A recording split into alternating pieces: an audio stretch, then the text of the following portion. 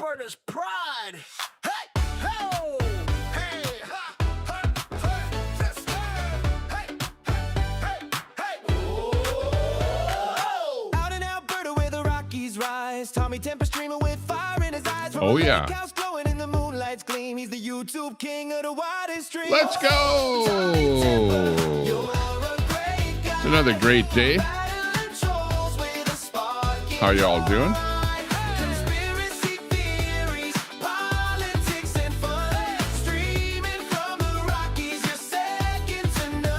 We're doing fantabulous.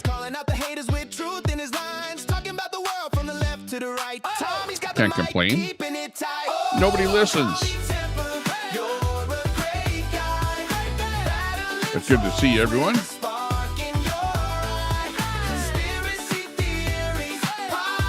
Appreciate your company.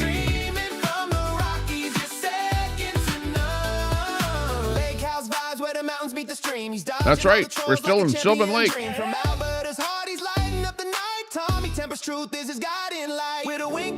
Doing our thing. How about that wink and a little grin? Woo.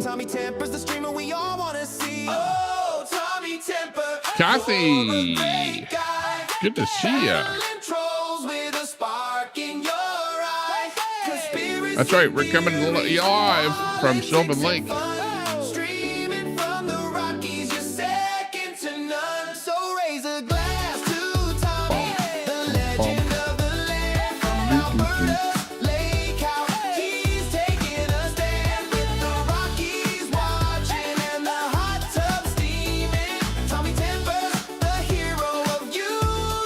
Heck, it's a YouTube summary.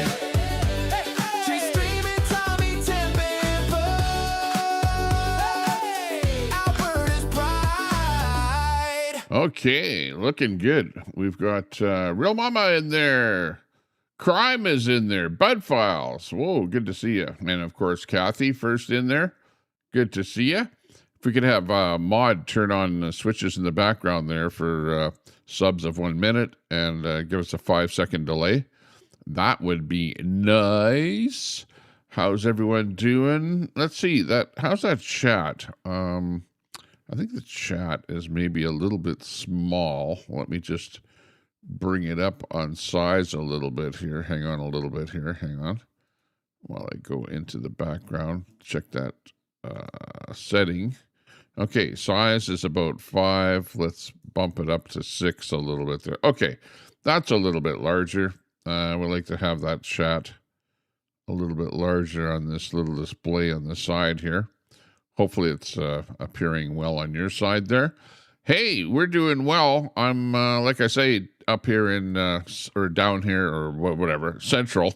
If you're in the province of Alberta, up here in Canada, but in central Alberta, Sylvan Lake, as you can see, we've got the lake in the background.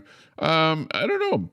It's kind of, the sun isn't really out here. It's kind of a cloudy, and then the sun was out a little bit. So it's mostly cloudy, I would say. So you're not seeing much of a difference there between the lake, which is right from here down, and the sky, which is here up.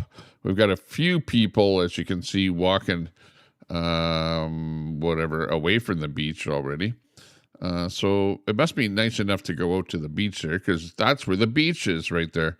So, yeah, I could just walk right up my door here and, head right across that little road. And there's nice, beautiful sand and great lake out there.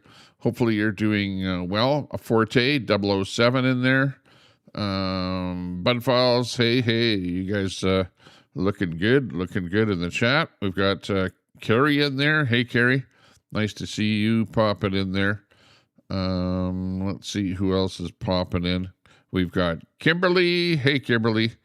Looking good today. And Red Mama, looking good.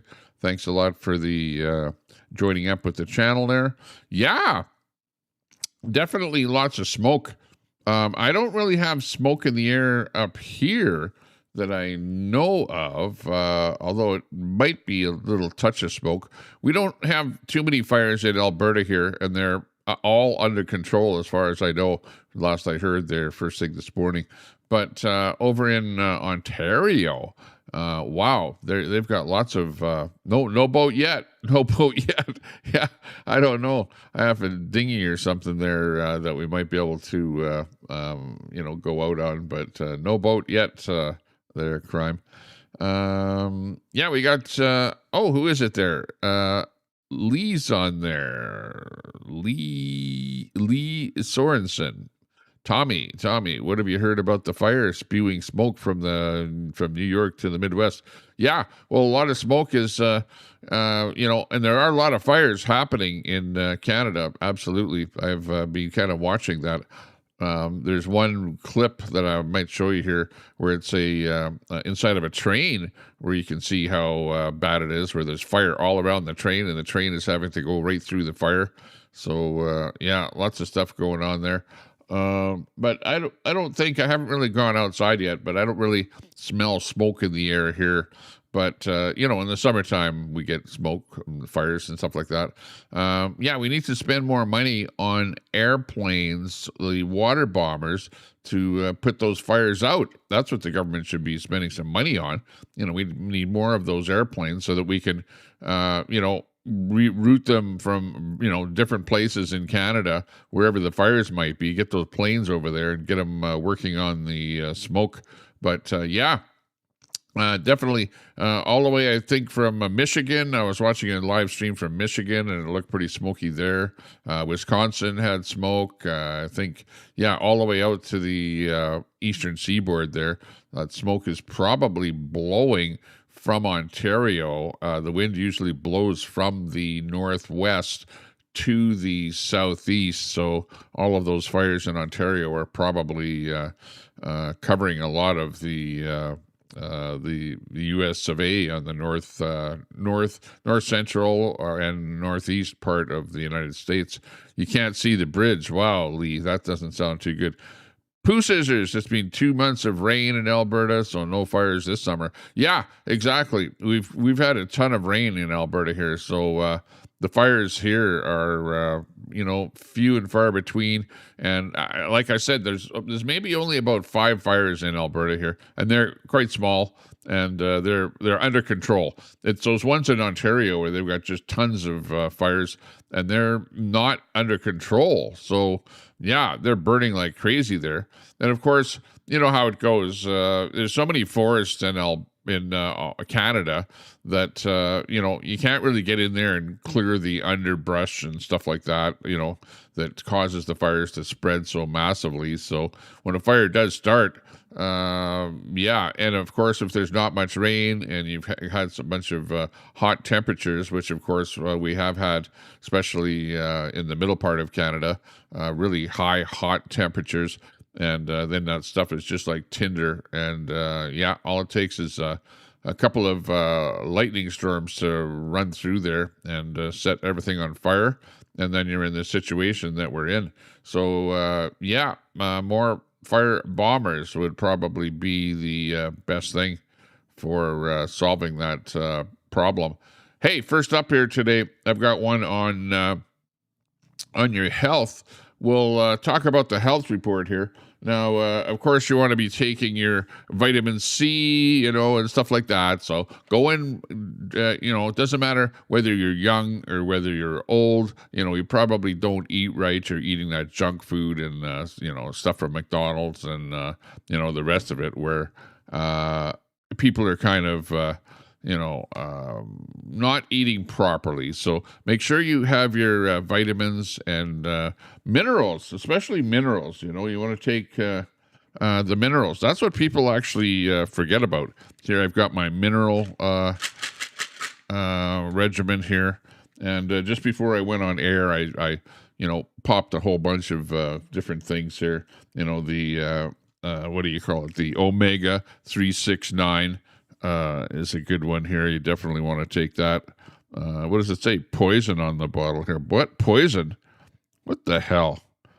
Why would they put poison on the bottle here? Poison Lin et Bourrache. Oh, that's in French. Poisson. Oh, poisson.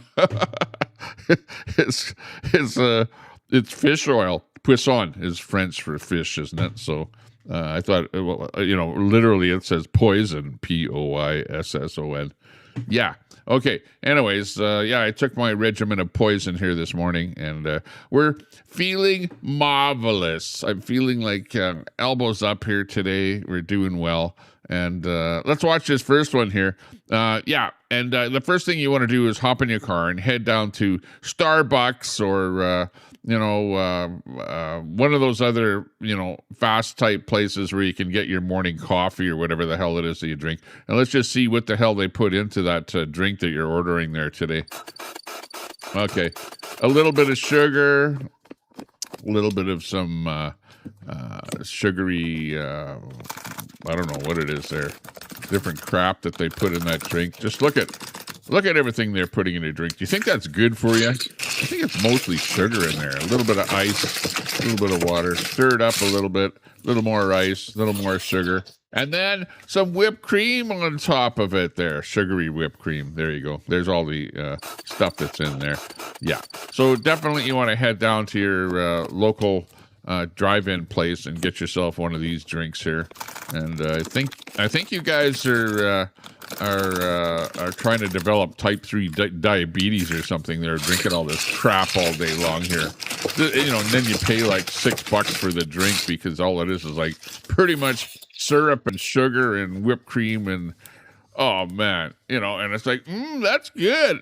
Tastes like sugar. Yeah, well, it's like look at how much sugar is in there. Probably 3/4 of a cup of sugar. Oh my God. Like, unfortunately, that's what the trouble is with society these days is you guys are drinking this crap, you go there first thing in the morning, get your double, triple, whatever. And, at the end of the day, you're shooting up with some kind of drug to combat that diabetes. And you're going, oh, I'm fat. I don't know why I'm fat. Yeah, that's why I'm on the Tommy Tempered diet. I'm on the seafood diet. If I see food, I eat it. But lately I've been lowering the amount of food that I'm eating. I should be doing more walking, more getting out there and doing more physio, cardio, stuff like that. We've got to do that. So we're going to be on that program.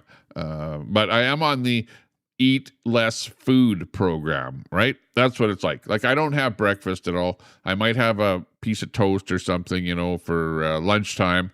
And then I do eat, I have to say, sometimes, a little bit larger supper, but sometimes I just lay off of it and don't eat as much. I don't even eat as much as my kids do. It's like I'll have like one slice of pizza or something, and my kids are like 3 slices of pizza, and of course they're skinnier than hell, and I keep telling them, I used to be skinny. When I was skinny, I remember going to grandma's house, and grandma would say, oh, you're such a skinny boy. Here, you better eat this food, Here, eat.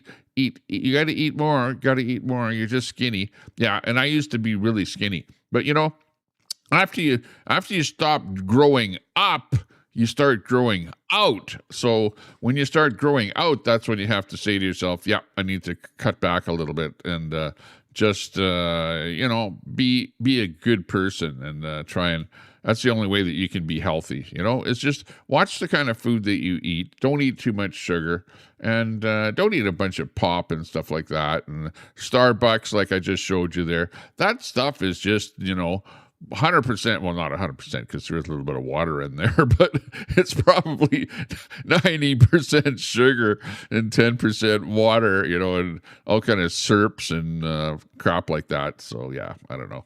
So, yeah, that was, let's see, what's new here today? We've got Global Television is the local television station here is Global in all of Alberta, and they're pulling their news out of Alberta, Edmonton and Calgary. They're pulling out. They're running low on money, I guess. They're not getting enough money from the government and not getting enough money from their advertising. So they're actually pulling their news and whatever, I don't know what kind of operations that they're pulling out here, But anyways, Global is pulling out of Edmonton and Calgary. Maybe they're preparing for Alberta independence. You know who should actually pull out of here? Who I'd like to see pull out of here is CBC. The CBC, the government broadcaster. Just pull your shit right out of Alberta here, and stop taxing it. Make it so that we don't have to pay tax for the CBC, because that stuff is all garbage there. Everything I turn it on, it's like you're like trying to indoctrinate me with stuff about the LG community and like native stuff, like stuff that, hey, I know all that stuff already. I don't need to be like constantly bombarded with there's people that did stuff, and there's you guys are colonizers and stuff like that, and then anti-Trump rhetoric on the CBC all the time, just like crazy. It's going crazy. But anyways, what's in the news today? Food, we got Dunkin' Donuts in the news. We got Rogers trending in Canada. The Wii U is trending. Connected franchise. Tim Hortons is in the news. Sikhs are in the news again. Oh, let's see. What about Sikhs? I don't like you guys are going to say, oh, yeah, you got this guy here. Yeah, this is in the news here, where the Sikh, he took his dagger, his religious thingamajiggy into a fitness center, and whatever. He ended up being racially singled out. Oh my, because the employee wasn't comfortable with his little ceremonial dagger. Let's hear this story. So you're kicking me out of the gym right now. Wait, you're kicking me out of the gym right now because you are scared that I'm gonna take my religious symbol. So you're scared that I'm gonna take this religious symbol and kill somebody. Knife. What I'm saying is you have a weapon on your person. A member has brought it to my attention, and for the safety of me and everybody else in the gym, I'm asking you to leave. But I don't understand though.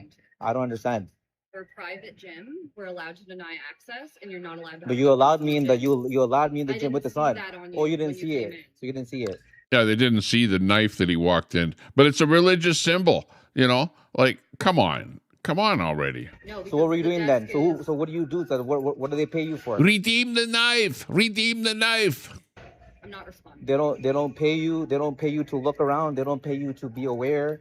You just let any random person in the gym then? You didn't see yeah. They noticed that you've got a knife and they're kicking you out of the place, and somebody wasn't comfortable with the knife. Like, what don't you understand about that? Sure, it might be a religious symbol, but do you have to carry it with you all day, every day, wherever you go? Do you sleep with it on your side there too? You probably take it off when you go to sleep, Walking with this? Harassing me right now. I'm not harassing you.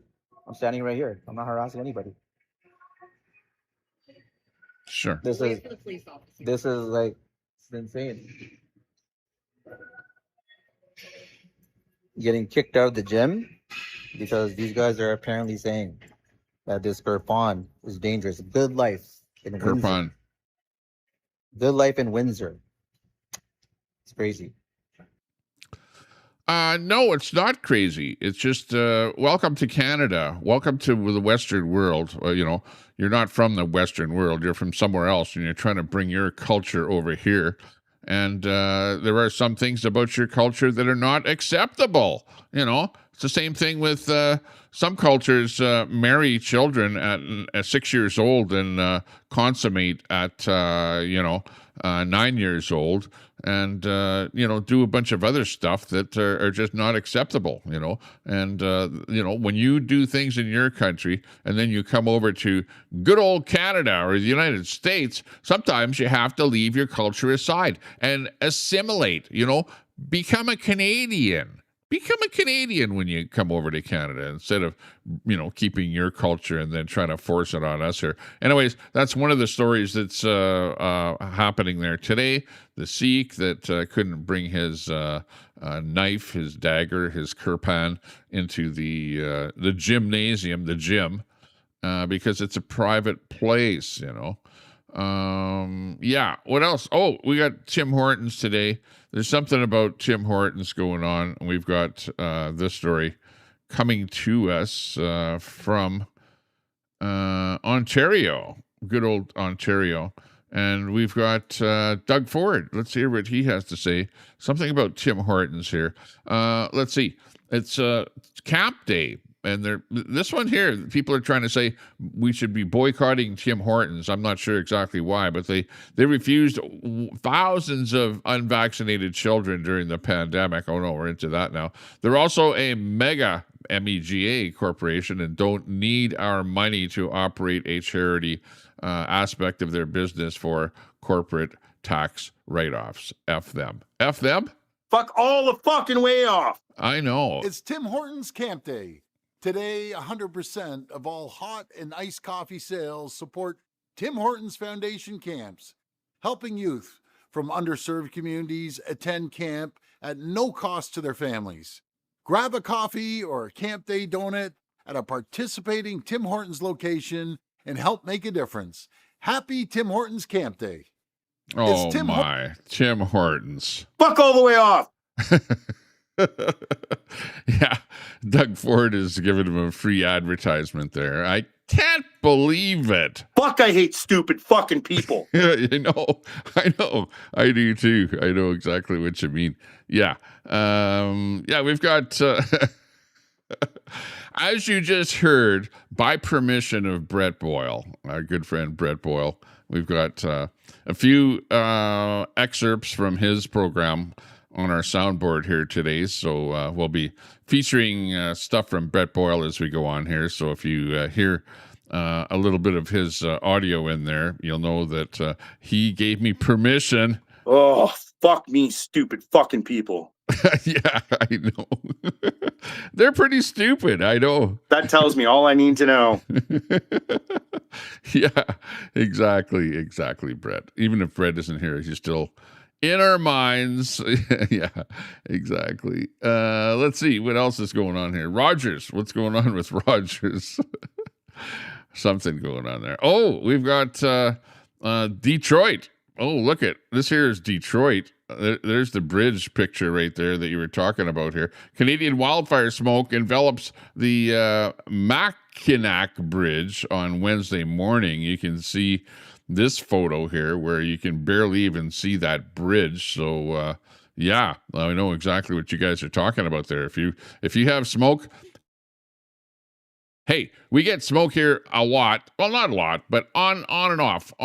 So I know exactly what it's like to like wake up and you smell the air. You know, you open it. If you're inside the house and your windows are closed, you're okay. But as soon as you open your window, it's like, you know, I smell campfire. Like, where the hell is there somebody burning wood outside? And then you look outside and like, holy shit, you can barely see the horizon because it kind of looks like this out there. It's these wildfires are actually pretty crazy, you know, pretty crazy. And yeah, we're just having to put up with them. So sorry if you're down in the States and, you know, you've got the smoke coming in from Canada because, yeah, it's just one of those things here that fires burn, fires start, especially if it's really hot and you don't have a lot of, you know, people doing proper, you know, burns and stuff like that, you know, to prevent fires from happening. And in Canada, you just have lots of bush, lots of trees, lots of stuff happening. And when you don't have much rain, then yeah, you know, you have either stupidity where people don't put out a campfire, or somebody purposely set something on fire, which actually does happen, or you've got the lightning storms and stuff like that happen. So yeah, it's a tough situation out there. You have to be real careful and just see what's going on. Oh, what are we doing here? We've got in Canada, we've got Mark Harney says Ottawa is to build drone testing facility in Quebec as part of our defense strategy. So that is one of the things that's happening. They're going to be building drones and testing drones and stuff like that. And Mark Carney is really starting to spend a lot of money on military. And you know what? The lefties, the people on the left side of the fence are pissed off at Mark Carney. They're pissed off at the Liberals because they're saying, hey, 12th man, good to see you. And Michael, good to see you in there. Nice to see everyone in there. Herman the Tosser coming in from the UK. Hey, anybody else that I missed there? Sorry. But we're kind of concentrating on the stories here today. But so sometimes I can't read everything in the chat, but good to see everyone popping in here. Yeah, but people are starting to say that the Liberals are kind of turning conservative. They're like, instead of being on the left side of the fence, they're becoming way more central with Mark Carney running the show because he's spending money like a conservative would. He's running the country like a corporation. You know what I mean? He's more of a progressive conservative or a red conservative, as they call them, liberal in Canada here. And the people on the left side of the fence are actually getting pissed off at the Liberal government. But they're still voting for them because if you look at the polls, like right now, if there was an election in Canada, the Liberals would win because they're like, I don't know what it is, like 54% or something like that. And the Conservatives are like 30% area. So, if there actually was a vote, the Liberals would win. And the Liberals are turning more conservative. So actually, that's good. That's good that, but, I don't like to see Mark Carney spending so much money because that costs the taxpayers, He should kind of hone down a little bit on some of that spending and not be so conservative. But he's not quite conservative because on the conservative side, they know how to, let's say, not spend quite as much money. You know what I mean? What about this one here? What a classless fool we've got. Remember Greta Thunberg? She's apparently in Germany. We've got this coming in from Germany.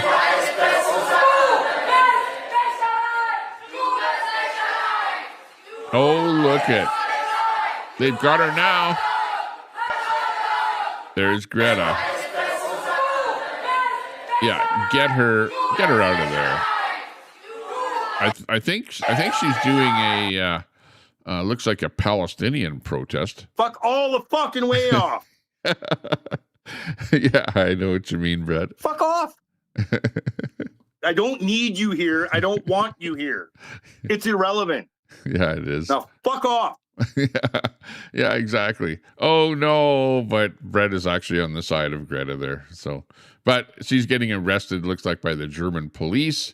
And I don't know what she has in her hand there, what she's protesting about. But that's coming into our feed here today, our news feed. We're breaking it down. You're watching the Temper Report. We're breaking down the news here today, trying to tell you everything about it, see what's going on here. Yeah, we've been watching stuff over with the fight between the Ukraine and Russia, and they're getting a lot of their ships bombed out there in the different seas. There's the Black Sea, the Azov or something sea out there. 139 ships. They're not sinking them, but they're just bombing them. So definitely stuff like that going on. Let me see. Let me move to my feed here where I've done my stuff. Yeah, we've got Mark Carney and his whole thing. He's like, the lefties again are pissed off at Mark Carney because he's got this thing called the Pathways Project. And the Pathways Project is basically taking CO2 out of the air, building billion-dollar projects, multi-billion-dollar projects, taking money from the oil industry and pumping the money into the Pathways Project, which, of course, will enrich Brookfield because Brookfield is involved with all that stuff. And, apparently it's going to do something for the climate, make the climate better, having less CO2 in the climate. But it's going to cost our industries in Alberta literally billions and billions of dollars. Carbon Capture Carney and the conflicts of interest. The Pathways Project, yeah, big conflicts of interest because you've got the Pathways Project has to do with the Brookfield Corporation, of which we all know that there's some sort of shares somewhere in the background, that Carney has dibs to, and yeah, he knows that he's probably making a few bucks off of that. So, the only thing I can say is, if you have some spare money and you play the stock market, buy Brookfield stock because it is going up. It's going up, and like every time that Carney spends some money and Brookfield is involved in it, some of that money flows over to Brookfield, which increases their stock value. You know that. A standalone look at the Pathways Carbon Capture and Storage Agreement signed July 13th, Alberta, the federal government and the Oil Sands Alliance, $16.5 billion for the Pathways project alone. $16.5 billion to capture CO2 and pump it into the ground. Like, come on. This is getting idiotic here already. And what is it going to do for the planet? Practically nothing, because China is opening up coal power plants like crazy over there, like clockwork. So, yeah, anything that we do over here is basically not doing really well. Yeah, this story coming in from Poland.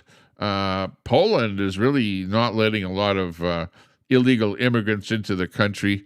And, they're basically saying, fuck all the fucking way off.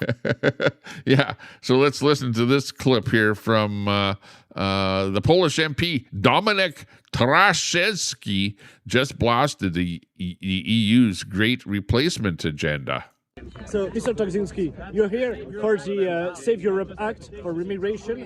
Why do you support immigration? Because I want my future daughter to be alive, not raped and killed. Is that enough? Is it a good reason? In Poland, Poland is quite a protected country from immigration. What do you mean quite? It's zero. We don't have illegal migrants. It's not quite protected. We did not let them in. None. Zero. It's because you are afraid of what Europe is becoming. We're not becoming. afraid. We're smart. We are brave men. Look at me. I'm not afraid of anything.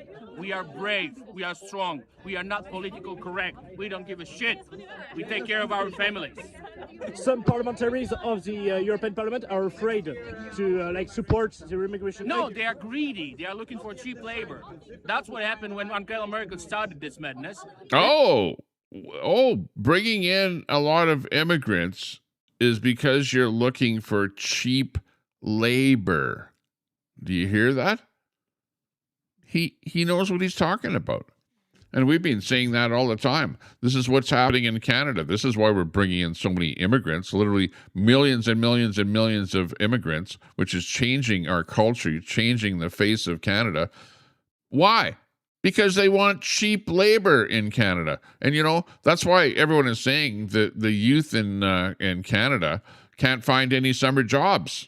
There are no summer jobs. You can't get a job at Starbucks or Tim Hortons because you got these foreign people that are in here that are scooping up those jobs, and you've got tons of them that aren't working as well. So you've got tons of unemployment in Canada, not enough jobs, and they're not that stupid in Poland, to do stuff like that. Like, honestly, Parroting dumb shit.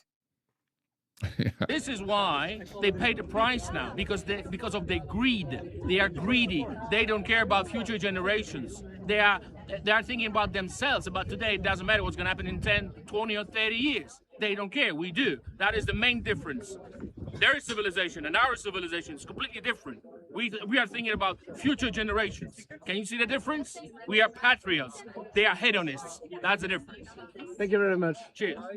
Yeah. So yeah, if you don't know, in Poland, they're not accepting tons and tons of immigrants into Poland, right? And that's the reason why. They understand that number one, they don't want cheap labor. They don't want cheap labor. They want everyone to be employed, everyone to have a job, maybe to be able to have a good salary, maybe to be able to afford to buy a house, not having so many people come in that your rents go up, your price of your housing goes up, and you've got cheap labor in there, keeping the jobs where average people can't find a job, and you've got no jobs available, And really, if you look at, I saw a story where most of the jobs in Canada are actually coming from Alberta.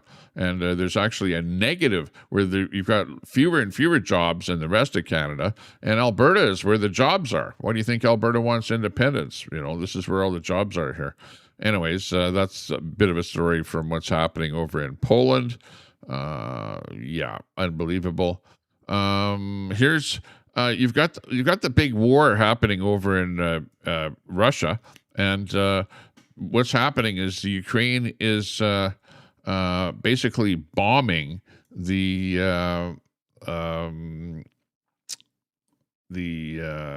refineries, and there's no gas, and people don't have any gas, and people are starting to get pissed off about the fact that there's no gas.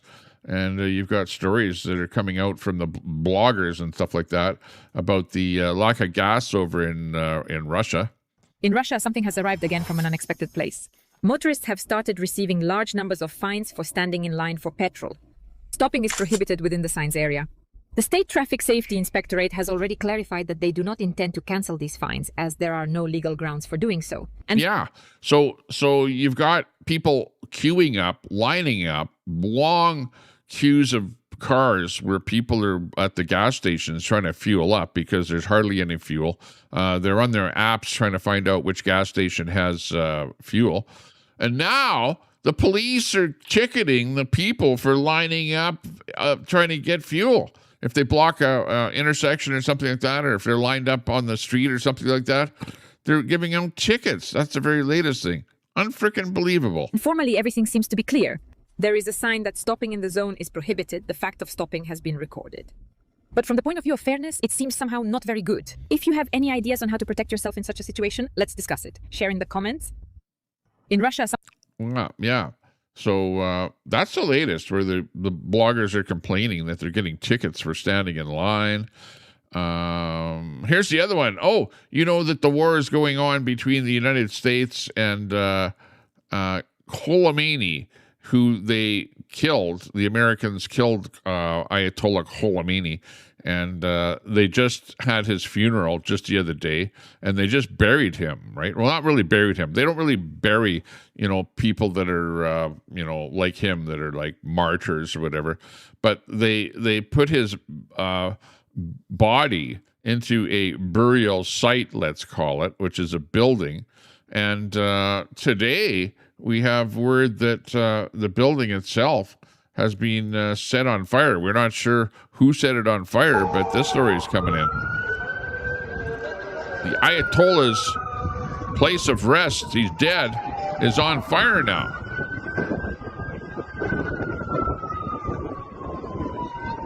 What next in Iran? And you've got the United States is bombing like crazy over there. Lots of videos happening with the bombing happening over in Iran. Let's see. It's actually called, this one from today is confirmed. Here's another shot of it here. Let me just bring this in here as well, where we can see the fire in here. There's another one.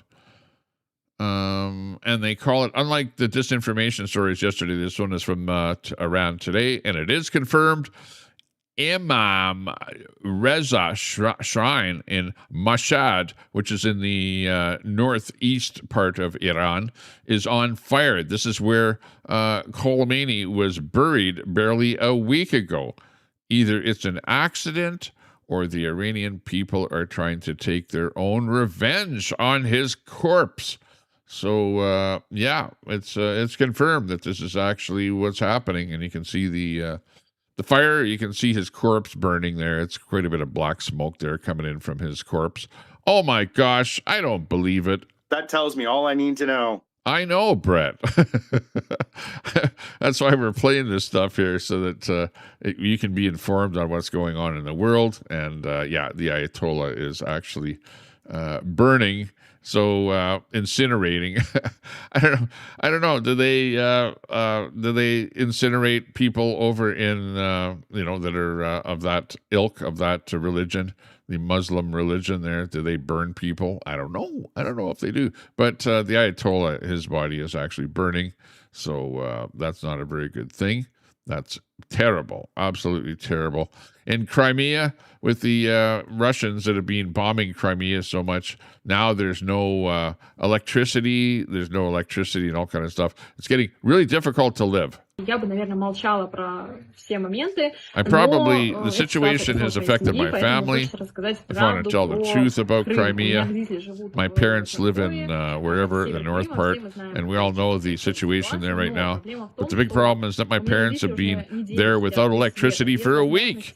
Oh, no way to charge your phones. My dad bought one power station, but there aren't even any places in town running on generators.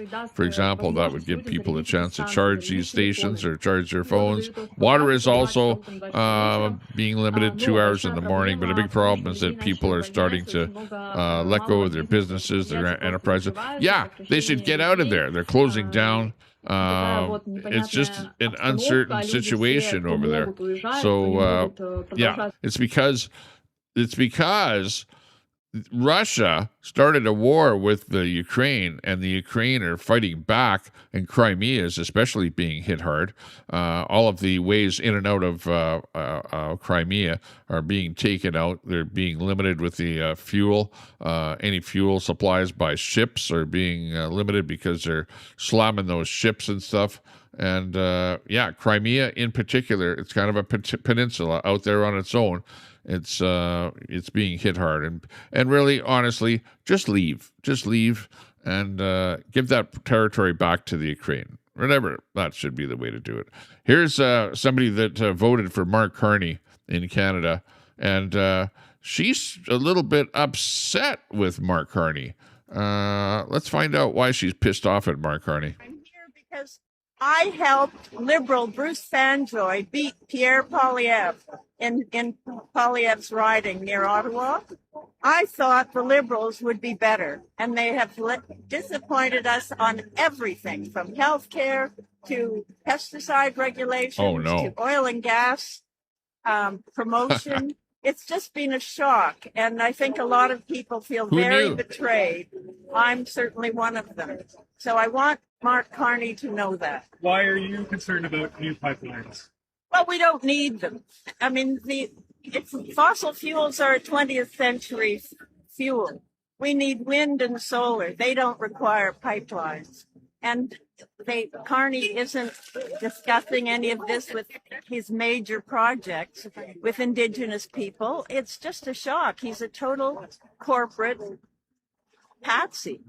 And we need clean energy, fair energy, and local energy. And Carney's not delivering that. He's delivering the opposite. Oh, no. Are you trying to say that Carney has turned conservative? Is he a progressive conservative? It's exactly what I was saying earlier, is that some people are pissed off, the liberals, the far left liberals that only want you to run your home on wind generator and solar panels in the wintertime, which we all know that doesn't work. We don't have electrical heating in Alberta, and when you're in those northern, even in northern Ontario, same thing there. Electricity doesn't heat your house. Like here, nobody in Edmonton, Alberta, Canada has electric heating for their house. Nobody. And it would be so expensive, even at the low electrical rates here. It is still way too expensive. Even a dryer for drying your clothes, right? A natural gas dryer is way more cost effective than an electric dryer. So a lot of people have gas dryers. Now, some people, because it's whatever, is moving that way, and, people do have electric dryers and stuff like that. But if you're thinking about it, you run a gas line to your dryer and you buy a gas dryer, and you're going to save way more money on the whole thing. This is just plain common sense. We produce electricity here in Alberta, and we used to use coal, but the NDP shut down all of our coal-fired electrical generation, and now they're using natural gas, and we may very well be moving to nuclear energy. I'm not against nuclear energy. I think that now we've got it down to where nuclear energy is, even if you have a massive failure of the plant, it's not going to go into nuclear runaway and blow up and cause a bunch of nuclear fallout, to blow downwind from the plant. That whole stuff is like plants of the past. So not true. Lots of people have electric heat. I don't know anyone that has electric heat, Brett. It's few and far between. I would do some research on that, and maybe in southern Alberta, Brett. Maybe in southern Alberta, where it's a little bit warmer climate down there, But up here in northern Alberta, nada. But electric is way too expensive. They're not building houses with electric heat in them. I will guarantee you of that. It's all natural gas. Everything is natural gas up here. You might have the odd person that doesn't know how expensive it is to heat something with electricity that does something like that, or somebody that goes, "Oh, I'm going to install an electric heat pump in my house." Those things don't work in the middle of winter. They don't. And I've seen where people put those things in and then they rip them out up here. So, we will be able to debate that. That's for sure. Brett, come on. Fuck all the fucking way off. Okay. I get your point. I get your point there already. Yeah. Okay. I'm going to fucking have your fucking face bleeding and your teeth knocked out, and all your little buddies are going to fucking run away. Oh, no. I'm worried. I'm worried about that now. Yeah. I'd like to see still, disinformation. No, it's not disinformation. Not. Go and look at any brand new house being built in Edmonton. I will bet you that it does not have electric heating, okay?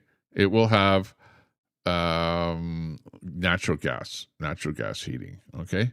So enough with that. You might have the odd person that has deep pockets and wants to spend a lot of money on electricity that puts something electric in, but or has an electric baseboard heater, supplemental heating. Yeah, I've seen that. But overall, yeah, you've got natural gas heating is the way it goes here. But yeah, we can definitely agree to disagree. We've got the European Parliament today. We've got this story coming in here that we delivered the first half of 1 million signatures to the Save Europe Act. This whole thing is popping in here, where they don't like what's happening over there in Europe. You all know what's happening in Europe. Well, let's hear what this story is about here, coming in from Europe, where the Save Europe Act has gone to the European Parliament today in Brussels and made sure their voices were heard, whether the European Commission likes it or not. The people want re-immigration. Let's hear the story. 500,000 signatures of the Save Europe Act. We are not here to ask for permission from the European Commission. We will bring the voice of the European people to the Parliament, even if they don't want to hear it. Here we are. This, ladies and gentlemen, is a pile of, anonymized of course, names of European patriots who want re-migration and who want it now. This is the voice of the people. These people decide, not them. This is the voice of the people. We are over 535,000, so we're already over half of what the threshold would be for an official European Citizens Initiative. That in less than 2 months. So this is already an amazing success. What does precisely your proposal, your initiative? You want to go and read it? If you can summarize, please. Of course. Then I will read it in full. With the Save Europe Act, we of course want to save Europe from remigration, from replacement migration, and for that we demand a full and total halt of both legal and illegal non-Western immigration to Europe, and we demand that the European Commission installs a remigration scheme in in all of Europe, so we can finally start sending them back. So also legal migrants. Send them back! Send them back! Send them back! Send them back! Send them back! Send them back! Send them back! Send them back! Wow. So send who back? Send the immigrants back, because obviously there are too many immigrants coming in to their countries, and the people are starting to fight back now. You guys, hey, you might think that I'm like anti-immigration. I'm not, like anti-normal immigration. Okay, I'm anti-mass immigration, just like they are anti-mass immigration, where they don't want their countries changing. They don't want the fabric of their countries changing. It's okay to bring some people in. Hey, how do you think that North America, became what it is today? Through immigration, obviously.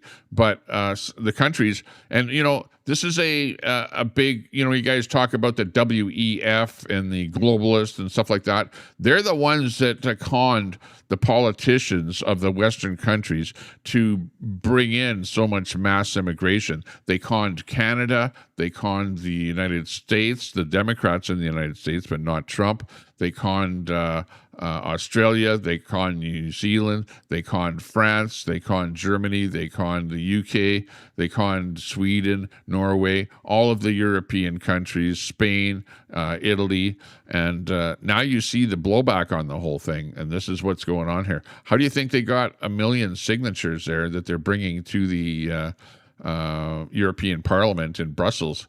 It's because the blowback of all the people. You've got so many people in different countries that are just plain pissed off at what's going on. Like, it's unfreaking believable. We've got this story coming in from Pat King. He's pissed off because he's got stuff going on with him where he's being taken back to court again, and they want to throw him in jail for a number of years. It's not looking good. Let's listen to what Pat King has to say here and what he's pissed off about. And really, honestly, if you think about it, people were protesting, but they were peaceful protesting. They didn't hit anyone. They didn't kill anyone. They didn't do any damage. They just stood there and protested in the middle of winter. Here's Pat King with his latest. As my day progresses, and we all know my latest posts are showing that there's a possibility I'm going to jail for 5 years come Friday. Guys, there's some serious wrongs in this country, and this here is one of them. When this guy has been released several times on bail, has tortured people, kidnapped people, done so many atrocities, but yet continuously released on bail, and then you want to hold me for 5 years. When this guy just did all of these things. And not only that, then you have this instance. When the judicial system is putting illegal immigrants and people without Canadian values in their courts, and then reducing their sentence because, you're afraid that they're going to get deported? But then guys like me who say, no, I don't want to put something in my body, garnered the attention of the media and worldwide national and international notoriety when we do this, what we did, and they want 5 years. We have a serious problem in Canada, an extreme problem in Canada. And if this doesn't scare the absolute bejesus out of you guys, wake up. To the left, we are going downhill like faster than the Titanic sank, and you're still applauding Mark Carney. Our country is a dumpster fire. And that's okay to you. You are the problem in Canada, that you don't care about your own citizens' rights, and in fact you put illegal immigrants who unalive family members, grape and unalive people all over the place, and they get reduced sentences because it'll hinder their deportation. Canadians, I'm asking you one thing and one thing only.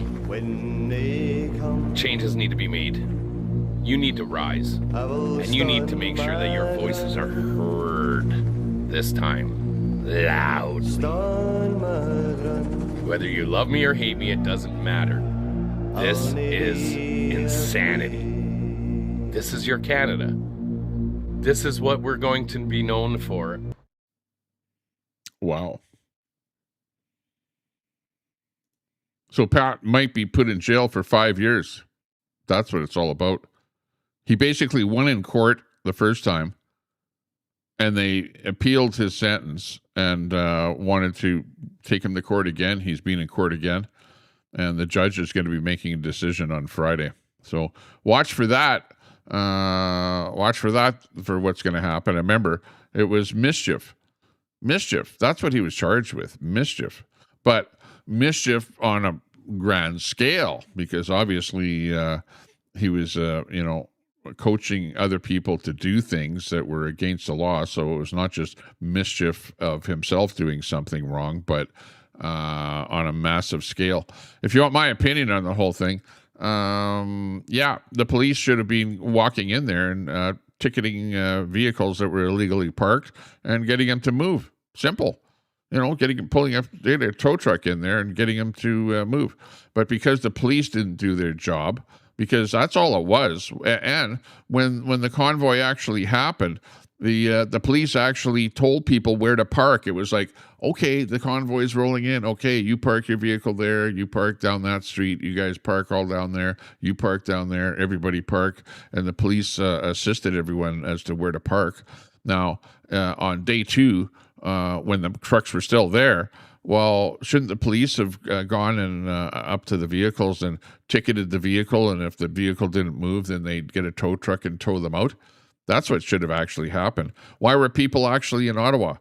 The whole convoy was to go and meet up with the Liberal government. The Liberal government shunned the whole convoy, said, no, we're not, you guys are terrorists and we're not going to talk to you. Like that was the attitude that the government took on. So shame on the Liberal government for not talking to literally thousands and thousands of people that went to Ottawa to protest the mandates and to talk to the government. The government didn't even talk to anyone. Okay. Instead, they let the thing sit there and fester and fester and fester. And then they finally brought in the RCMP, which is not the local police that were there that should have been ticketing and towing. And they ended up putting a big block of police in there and confronting everyone and starting a kind of a piss-off session between the people that were there and the police, bringing the horses in, basically trying to stomp on people and bringing in the Emergencies Act illegally, by the way, and taking people's bank accounts and basically taking people access to their money completely at all, freezing their bank accounts, and going after people that donated to the whole thing. It was just a big sham. It was a sham. It wasn't looked after properly by the government. And at the end of the day, Trudeau failed on the whole thing. It was a big failure of the Liberal government. But, you've got so many Liberal people, so many elbows up people in Canada that they're like, oh, yeah, the convoy was bad. No, the convoy was a protest. It was a simple protest on a grand scale, albeit. But, nobody was being injured. Nobody was being hurt. Nothing was happening. People were just there, doing speeches. They had a big stage set up there. There were people partying in the streets. They had a blow-up bouncy castle and all kind of fun stuff. So, shame on the government for trying to throw Pat King in jail for 5 years. Like, really, honestly. Whether you like Pat or you dislike Pat, it doesn't matter. He should not be thrown in jail for 5 years. Absolutely not. Especially when you've got such lax laws for all of the rest of the people that we see doing all kind of despicable crimes in this country and getting away with practically nothing. scot-free. It's like Pat says, you got people that are newcomers in this country that are raping women and stuff like that, and the judge looks at it and goes, yeah, I think I'm going to reduce your sentence because I don't want it to affect your ability to stay in this country. I don't want you being deported. So we'll make sure that your sentence is lowered down a little bit so that, it doesn't look as bad to the immigration department in Canada. Screw you. Like, this is unbelievable. Fuck all the fucking way off. That's right. Yeah, I agree with you there, Brett. Yeah, unbelievable. Then we've got this guy here, Michael Jantz, who's a counselor in Edmonton. And let's hear what this whole thing here. He's sort of a far left extremist here, is what the accusation is by Alberta Proud Dad. Let's listen to the story about Michael Jantz, a counselor in my city of Edmonton, Alberta, Canada. If you don't know that piece of garbage, you're about to. That's Michael Jantz, Edmonton City Councillor. Check this out. Edmonton City Councillor Michael Jantz is no stranger to social media, but one of his recent social media posts is capturing the attention of Edmonton's Jewish community. A screen grab of Jantz's social media account, shared by Edmonton's Jewish Federation late last week, says if you have a newborn baby right now anywhere in the world, your brand new baby is more likely to be killed by Israel than dying by any other way. At the end of the day, counselors are free to speak to any issue they want. They are ultimately held accountable for their own actions.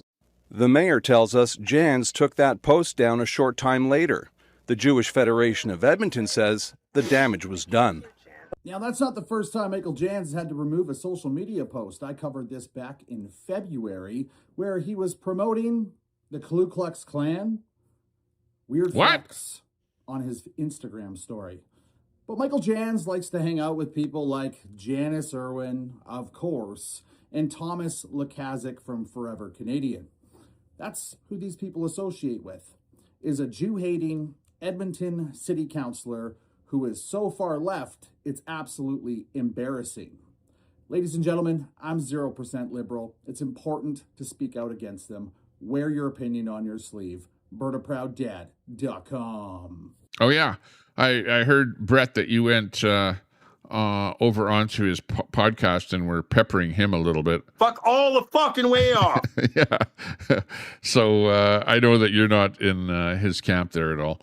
But anyways, that's already popped up on my screen here. So we're just telling you, hey, this is the Temper Report. We're breaking the news down, basically giving you the best of the best. We're located in Sylvan Lake. Give the stream a like, sub up to the channel if you're interested in seeing more bullshit like this. We appreciate your company. Definitely give us a thumbs up so that more people can see our stream. We're just a small podcaster.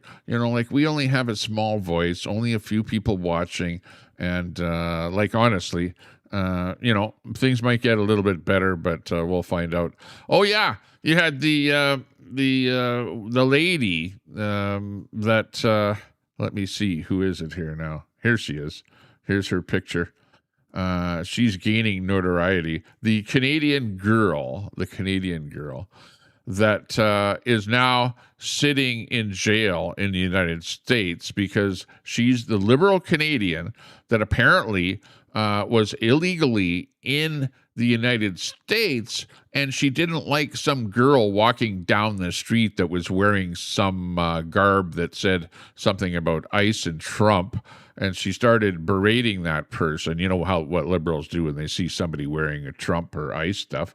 And she ended up, she slapped that person. Let's see, what's her name? Caitlin Tracy is a criminal illegal alien from Canada who is charged with simple assault, neglect of a child, compounding crime, and harassing communication. She allegedly struck a teenage girl wearing a pro-Trump memorabilia on a boardwalk in Point Pleasant Beach during the 4th of July weekend.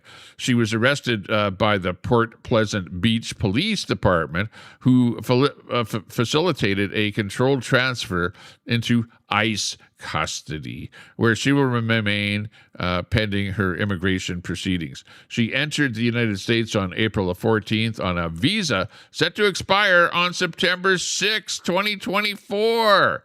Oh my God. So she was illegally in the States. In violation of our nation's laws, American nations, she overstayed her visa and failed to depart. So, yeah, she's in jail now, ICE jail. So her boyfriend is really pissed off because she's Canadian, right? The Canadians are, of course, the liberal Canadians are really pissed off about that. But her boyfriend is really pissed off about the whole thing. Yeah, let's hear what her boyfriend has to say about the whole thing.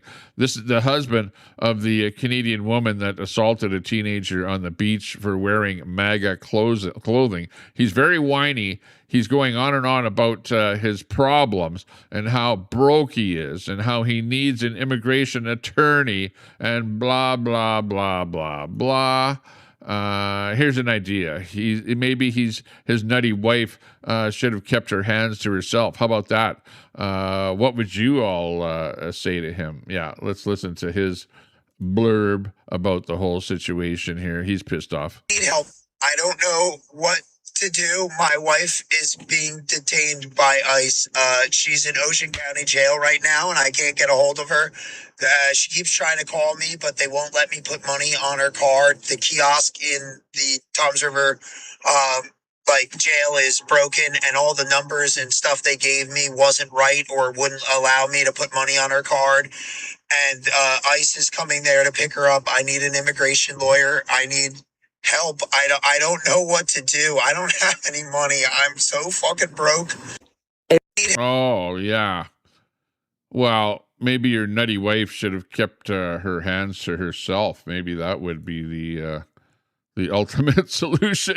Those lefties, they're so physical. If they don't get their way, they're like punch, or grab your phone or do something, like they're just so physical. Why is that? Whereas meanwhile, the right winger is like, well, I'll just stand back and watch what's going on, and not get too physical about the whole thing. But yeah, that's one of the stories that's breaking into the feed here today. Yeah, we've got another one here with our good friend Mark Carney. I've got this one that just popped in here. Mark Carney is not going to be attending the Trump anti-Antifa summit. Antifa has been propping up and fighting for liberal policies in Canada for some time now. Do you think Mark Carney sends a representative? Do you think he'll send a representative to the anti-Antifa summit? When will Carney label them as a criminal organization? Well, I think that the NDP and the Liberals, they like Antifa.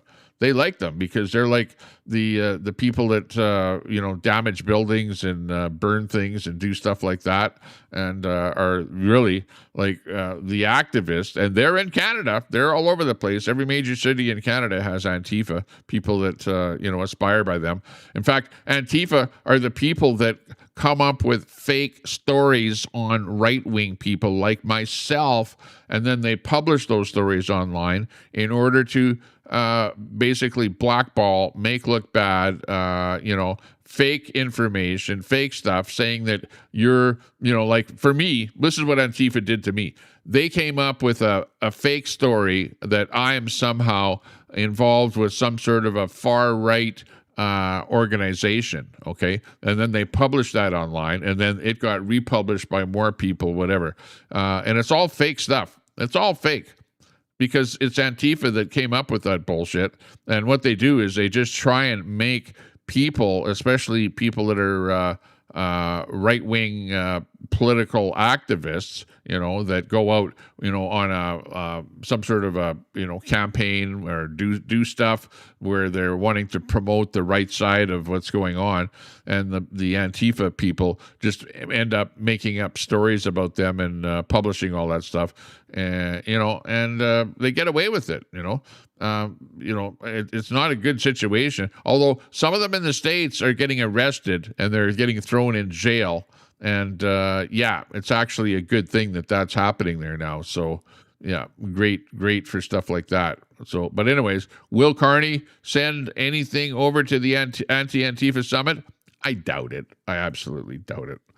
He's probably pro Antifa. Let's face it. He's on that side of the fence, or on the lefty side of the fence. Oh, what's happening in Nova Scotia? In Nova Scotia, we've got this story coming in where we've got there's a guy by the name of let's see if I've got his name in here. Premier Tom Houston. Premier Tom Houston. They don't like what he's doing, so you've got the left-wing protesters that basically have he got into his car. He wanted to go somewhere, and the RCMP had to rescue him from the violent mob in in Nova Scotia today. Wolfville, Nova Scotia is where the story comes to us from. Let's check out the action. What started as the first of Premier Tim Houston's tour of chambers of commerce across Nova Scotia devolved into a massive protest in which his car was surrounded and he required a police escort back into the building in which he had just previously given a speech at Acadia University in Wolfville. Houston was here ostensibly to talk about his vision for the province's economy and how to address what is a record-setting deficit through the efforts of things like natural resource development, offshore wind, and federal defense spending contracts that appear destined to favor Nova Scotia. A variety of issues that they were concerned about, including the environment, cannabis access, library cuts, and other issues, surrounded him as he approached his vehicle. Houston sat in the vehicle for several minutes before ultimately RCMP moved him back inside the building where he remains. Houston is scheduled to be in Yarmouth tomorrow for his second stop on the tour. Michael Gorman, CBC News, Wolfville. Wow. So, he's going to, we're going to probably see more of the same when he hits his next destination, because he's doing some sort of a province-wide tour. But, you heard what the things are, cutbacks in your library. Like, come on. Who goes to the library these days? Like, you go to the library, pretty much everything in the library is available online. Any book that you want is available online. You can get an e-reader. The only people, well, not the only, but the people that mostly go to the library are the homeless people to use the internet at the library. That's why they go there, to use the internet. They don't go there to read books. Very few people go to the library anymore. So, cutting back on funding of libraries, if people aren't using them as much, maybe so much taxpayer money shouldn't go in there. Of course, they're going to be pissed off about government wanting to do more, maybe looking for oil and stuff like that, resources and whatever. Yeah, it's the old, we want to live off of windmills and e-panels and stuff like that, and ride our e-bikes around and, whatever. It's a typical lefty stuff there. And what do? They surround his car. They don't allow him to drive away. The police have to come in. The police probably don't arrest anybody, even though they're doing illegal stuff there, because the lefties never get arrested for anything, especially in Canada. Well, in the States, down in Texas, they're starting to do stuff like that because Texas is a right-wing state where you have a little bit of law and order, not like some of those states there where there is no law and order and they just get away with whatever the hell they want. But anyways, that's the breakdown of that story. Let's move on to see what else we might have here.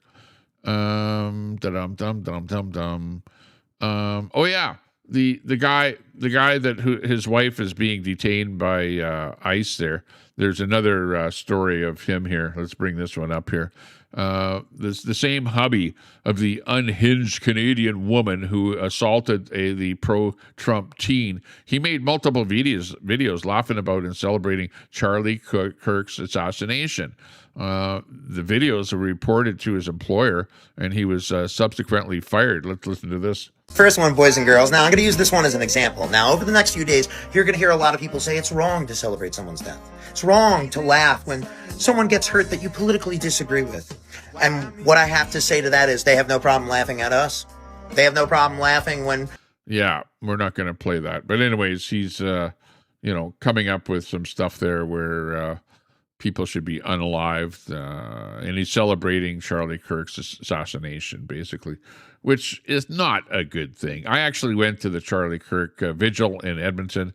So it was actually pretty well attended and pretty civil. But yeah, here's a picture of the dude, and there's his girlfriend, or his wife rather, a Canadian wife who is being detained by ICE in the United States. The 33-year-old Canadian woman on the Jersey Shore boardwalk repeatedly confronted and then slapped a teenage girl for wearing sweatpants that said Trump and ICE. She fled the scene, but she was subsequently identified, and she's now sitting in jail. Oh my gosh, unfortunate things that happen, but shit happens, shit happens, and yeah. That's the rest of it is the rest of the story. Yeah. What's causing all that smoke? Well, of course, it's multiple fires burning in Ontario. You can see there's Thunder Bay in the middle of the screen there. The fires are to the west and to the north, to the little bit to the south of Thunder Bay, but basically to the west of Thunder Bay. And you can see multiple fires burning, and you can see smoke coming off of those fires. And of course, the winds are coming from the northwest, blowing that smoke into the United States. So that's what you guys are breathing, all of that acrid campfire smoke coming from those Canadian fires. And it looks like some of probably all of those fires are out of control, or a lot of them are out of control. And when you have so many fires burning and limited resources of number of people that can be on the ground putting them out, and then limited numbers of planes that can water bomb those fires, and so many fires burning, and that is actually an awful lot of fires because it's being so dry, such hot weather. Up in Canada, up in the middle part of Canada, over in the west here, we've had a lot of rain, so that's why we don't have a whole bunch of fires burning here now, which is actually great. But I know exactly what it's like to be in an area where all that smoke is blowing into your area, and it is not fun whatsoever. It sort of puts a damper on your day. You can barely see the sun. Yeah, in fact. This is the video of the train. We had a train that was on the train track, and the train had to stop for another train, and they had to stop right in an area where that fire was burning. And this is pretty whatever. I put it this way: I'd hate to be there. And I actually have been in an area where we had to drive through a forest fire, and there was a pilot car. And you couldn't just drive on your own, but they had the road blocked off. The police were there. And then in order for you to go through, there was a pilot car that went ahead of you, and then a group of cars behind that pilot car in order to drive on the highway through an area. And there was literally fire was burning on both sides of the highway. There was fire burning and bad smoke. You could barely see in front of your car. So I know exactly. It wasn't really like this where it's like blazing fire, but definitely fire on both sides of the highway and lots of smoke. So I know exactly what they're like. This could potentially overtake us here. This is getting a little scary. Yeah. Holy. Okay. Yeah, this is okay, y'all train. need to hurry up here. Train. Like, Sleever. No.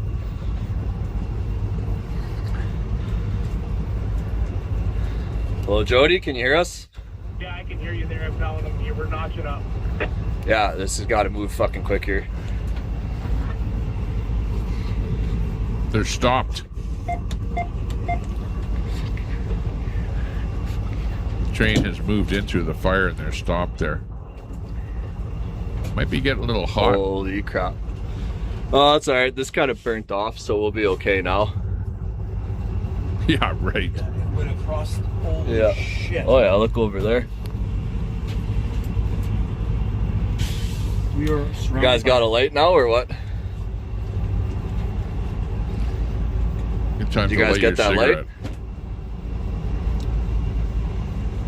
Oh, yeah, they're clipping. Woo! There's another train That's coming a meat through. and a See half, that? eh? So they're actually stopping. They're stopped. Maybe they're on a railway where there's only one track, so they're on a side track, waiting for another train to come through before they can go through. But you can see those trains going through that fire area there. Unbelievable. That's part of what's going on there. That's what's creating all that smoke for you guys down in the States there. Unbelievable stories that are happening. And yeah, you know, this is what's going on. Yeah, we've got that multi-billion-dollar Pathways project. There's been an agreement reached for pumping that stuff into the ground. And, you know, as far as I'm concerned, this is a waste of billions of dollars to, on the Pathways project, make these carbon capture things where they capture carbon and then pump it into the ground. You know, it's not going to save the planet, and it's just going to be a big waste of a lot of money. Not good. Here's one here where a drone actually chased down and crashed a Russian helicopter. Check out this drone footage here where the drone is chasing the helicopter, and then right here it crashes into the helicopter, sets off its bomb, and boom, the helicopter is down. So yeah, that's, you know, like $1 million Mi-28N attack helicopter is taken down by a simple couple $1,000 Ukrainian drone. So that's how Ukraine is winning the war, with cheap drones and not expensive equipment. So yeah, that's what's going on there. Yeah. Oh, this story coming in here where Trudeau and his government faked intelligence. They faked intelligence to frame Freedom Convoy truckers as violent extremists. That's what this investigation finds. And it's time to arrest this clown, Trudeau, for doing that stuff. How is it that political, if you're in politics, right, the Prime Minister of Canada, and you guys with your government can fake intelligence to frame Freedom Convoy truckers to send them to jail and what have you, and they get away with it. Nobody in the government has been arrested for illegally bringing on to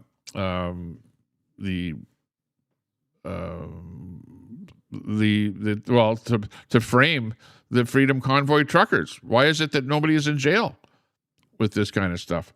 Like, it's absolutely unbelievable that the government can get away with this stuff, and yet the people, yeah, they end up going to jail, right? They're the ones in jail. They're the ones that ended up spending time in jail, and nobody in the government has done anything. You know, you have the emergency act that was brought in illegally.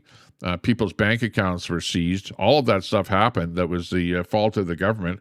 And it was all should never have happened. And nobody in the government is sitting in jail. Why is that? It's like unfair. It's like laws for you, but that are different than for me.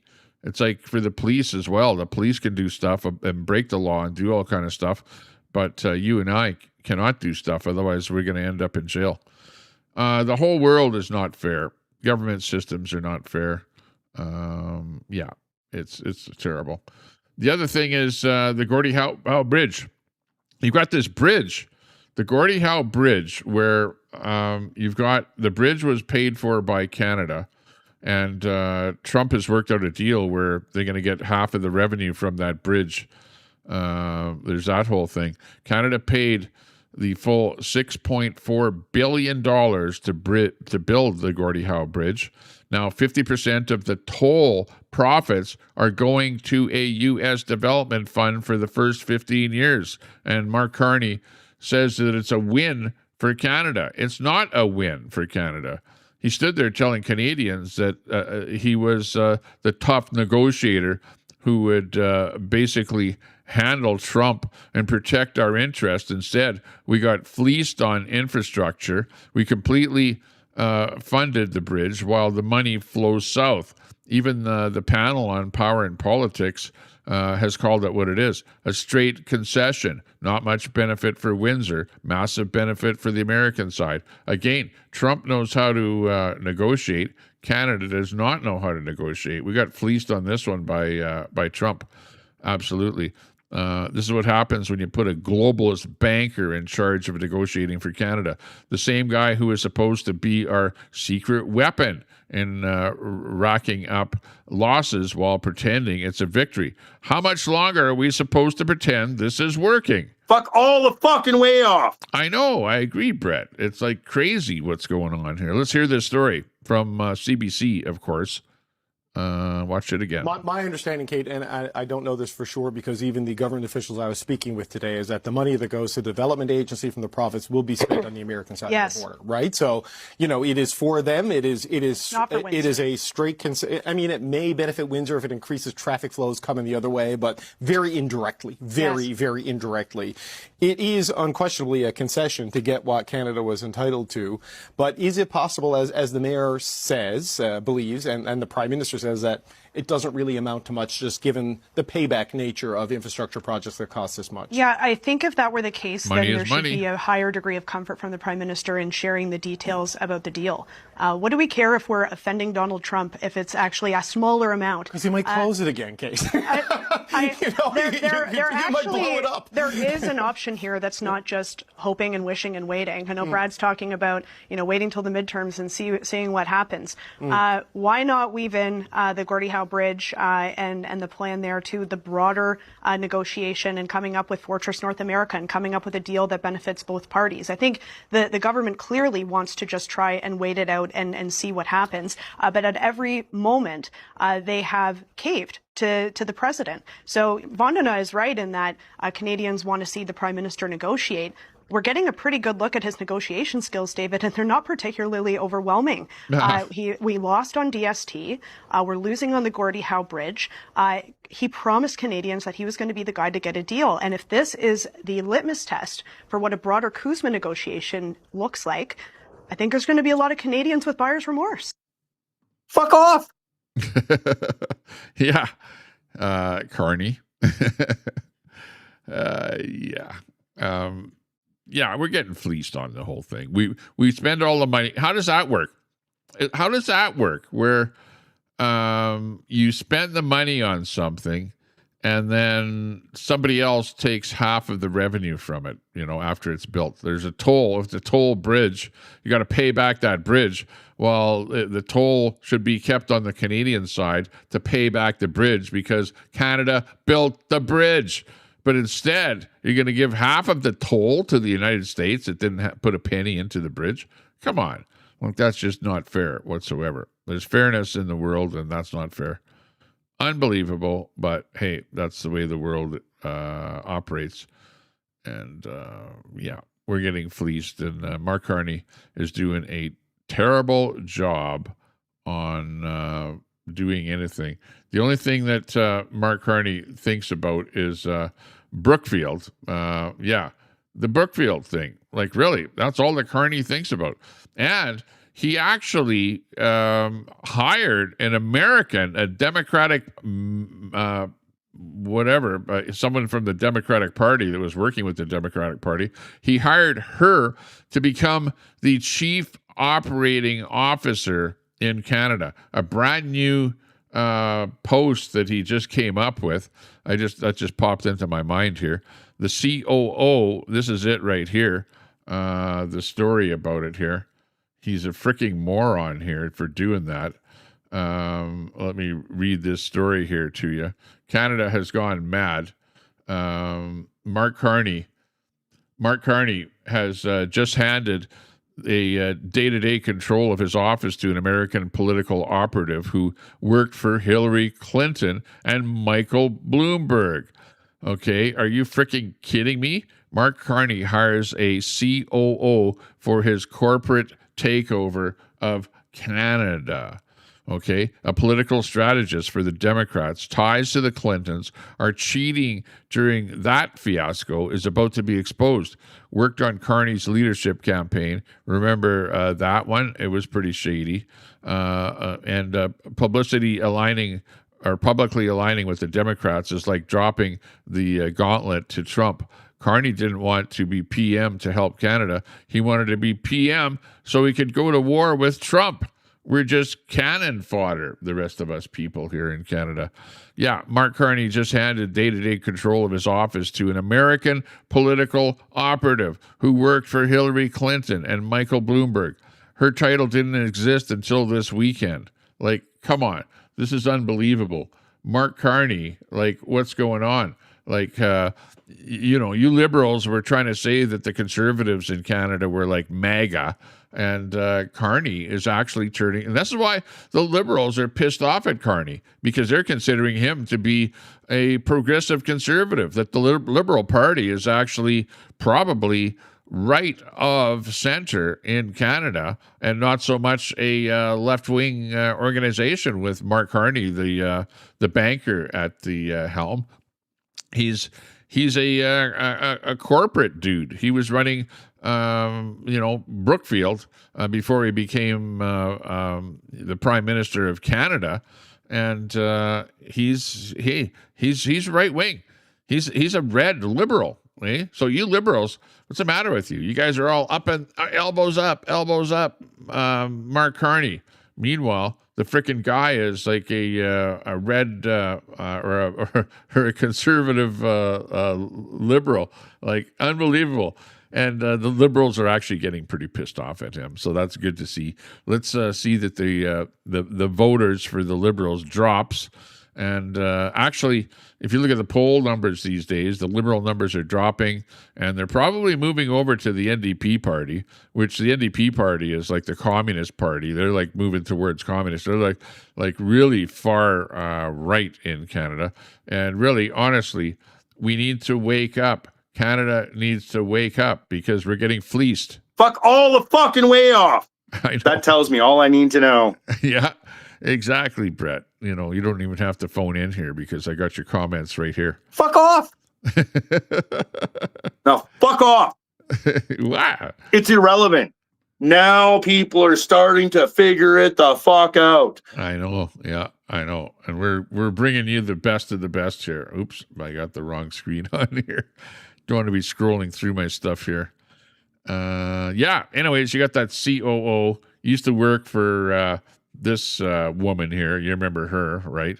So that's who the COO used to work for. She was the chief. She is now our chief operating officer. Mia Johnson used to work for her, Hillary Clinton, of all people. So definitely an American. And yeah, not good. We don't like to see any new government jobs. Remember, when you hire somebody to work for the government, that is a down. That's a downer for the country, because that means that taxpayers are now paying for that person's salary. And who knows? He seems to be giving like $100,000 salaries to people. I don't know how much she's making, but $500,000, $700,000 a year, whatever it is, that it's going to be like way, way, way too much money. And yeah, Mark Carney, when he comes out west here, more than 1.4 million people. He gets booed. He gets booed when he shows up for the events in and around Alberta. And yeah, he showed up for the Calgary Stampede, and Carney was booed. Carney was booed at the Calgary Stampede. Jeremy Farkas is still warning of economic uncertainty. and Thomas Lukazik still hasn't filed the paperwork required of a third-party advertiser. Good day, Canada. Haber Upley here. You've heard the news, you've read the headlines, and now it's time to see the big picture. With the greatest outdoor show on Earth now wrapped up for another year, Calgarians can pack away the Wranglers, the Boots, and the Stetsons until next July. But while the Midway has gone quiet and the chuck wagons have crossed the finish line for another season, one thing from this year's Stampede is likely to linger a little longer than the rest: the politics.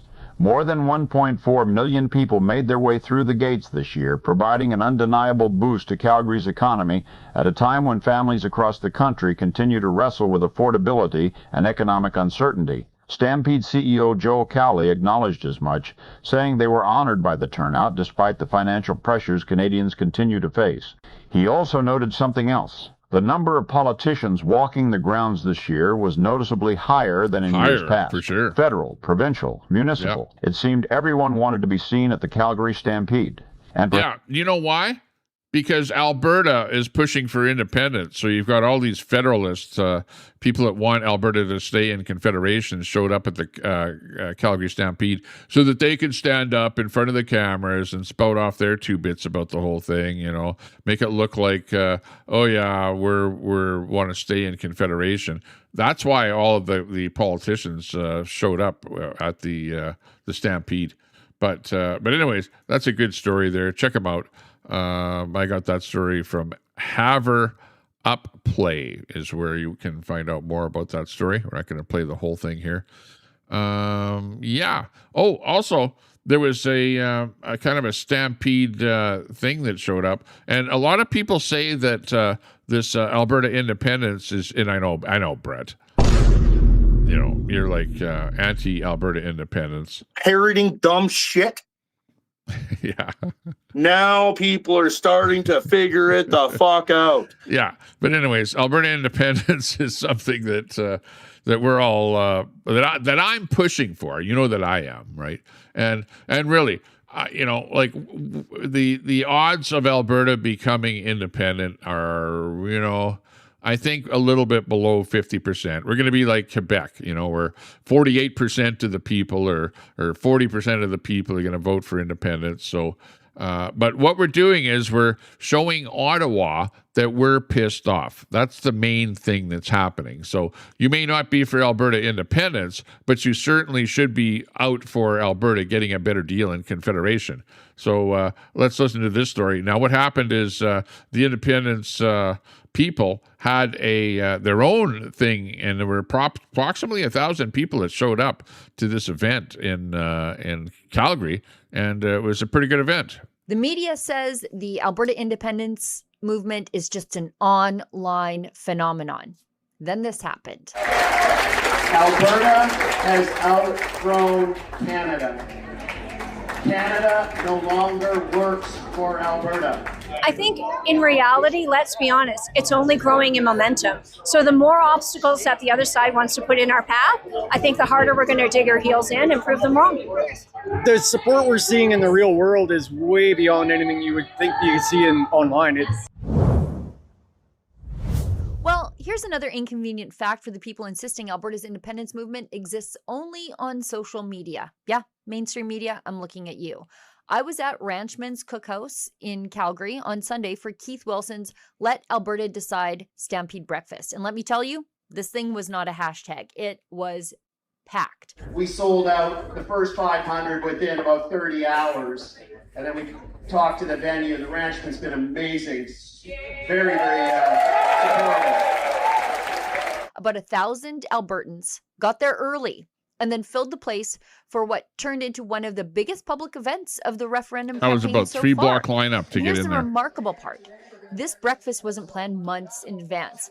Keith told the crowd it was only organized on June 26th. The first 500 tickets were snapped up in about 30 hours. Demand was so overwhelming, they doubled capacity to roughly 1,000 people, and then that sold out too. Think about it. 1,000 people in the middle of Stampede at a last-minute political event about Alberta's future. Corey Morgan, why are you here today?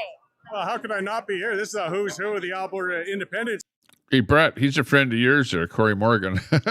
movement all in one spot, along with what, 800-900 regular Albertans and Calgarians coming out. I mean, I couldn't miss this for the world. Only getting started.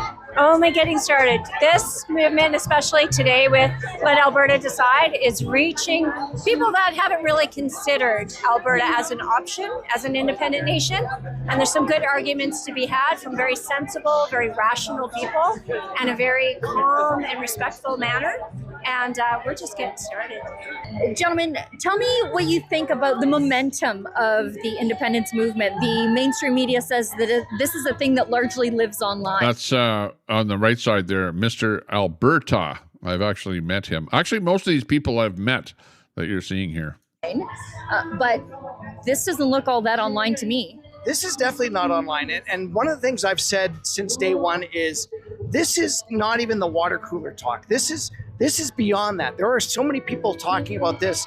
And if you're not talking about it, chances are you're still going to be voting for option number 2 come October 12th or October 19th because it's grown that big. Where there's a different culture here in Alberta than there is in British Columbia, and then there is in Ontario, and definitely the Maritimes. And so I do not believe we're at an optimal level. And I'll give one really practical, somewhat technical example. If you're the governor of the Bank of Canada and you have to set the interest rate, and the Alberta economy is on fire and really growing, you're going to want to increase interest rates. But if the Central Canada economy is in depression or recession, you're going to want to decrease interest rates. See now how you're compromised? Now imagine you're the governor. That's right.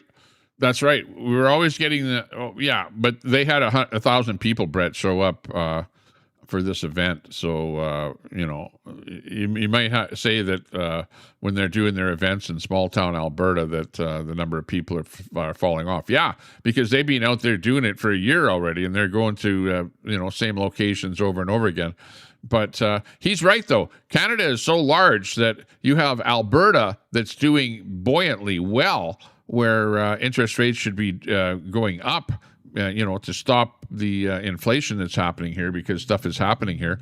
And then you've got the rest of Canada where things are like diminishing, whatever. So, they're like lowering interest rates for that. So Canada is like too large, too diverse, too many areas. And, that's a good reason for Alberta to split away from Canada because this is where all the jobs are. This is where all the action is. This is where stuff is happening. And we're being sucked down, buoyed down, by the rest of Canada. So, that's why I think independence is actually good for Alberta. The Bank of Alberta, and I'm the governor of the Bank of, for example, Ontario. You'll be able to make an optimal decision, and I'll be able to make one.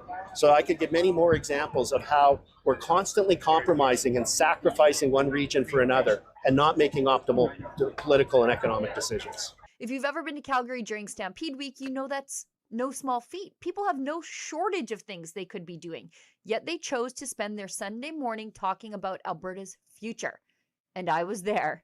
People were lining up before the doors even opened. Ranchman's was shoulder to shoulder with Albertans from every corner of the province. Families, seniors, young people, ranchers, influencers, tradespeople, small business owners, volunteers. Ordinary Albertans who have decided they are tired of being told to sit down and accept Ottawa's version of what's best for them. We're going to have a good time today, but may I welcome Tanya Clemens and Keith Wilson. The energy in the room was impossible to miss. Keith took to the stage and reminded everyone how quickly the event had come together.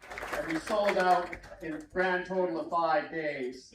Just over 3 weeks ago, we launched, or just under 3 weeks ago, we launched our campaign. And we've already raised almost $250,000, almost $250,000. What that tells you is momentum is real. And you are real. There are people that want the population to believe that this movement is fading or isn't real. Look around you. You are the future of Alberta. We can do this. That's right. There were 1,000 people there. 1,000 people showed up, like she said in the report. Very short timeline of putting the whole thing together, and people paid good money to get into that place as well. And judging by the applause, that wasn't just a slogan. This breakfast also marked the launch of the Let Alberta Decide's province-wide lawn sign campaign. thousands of referendum signs are now making their way into communities across Alberta.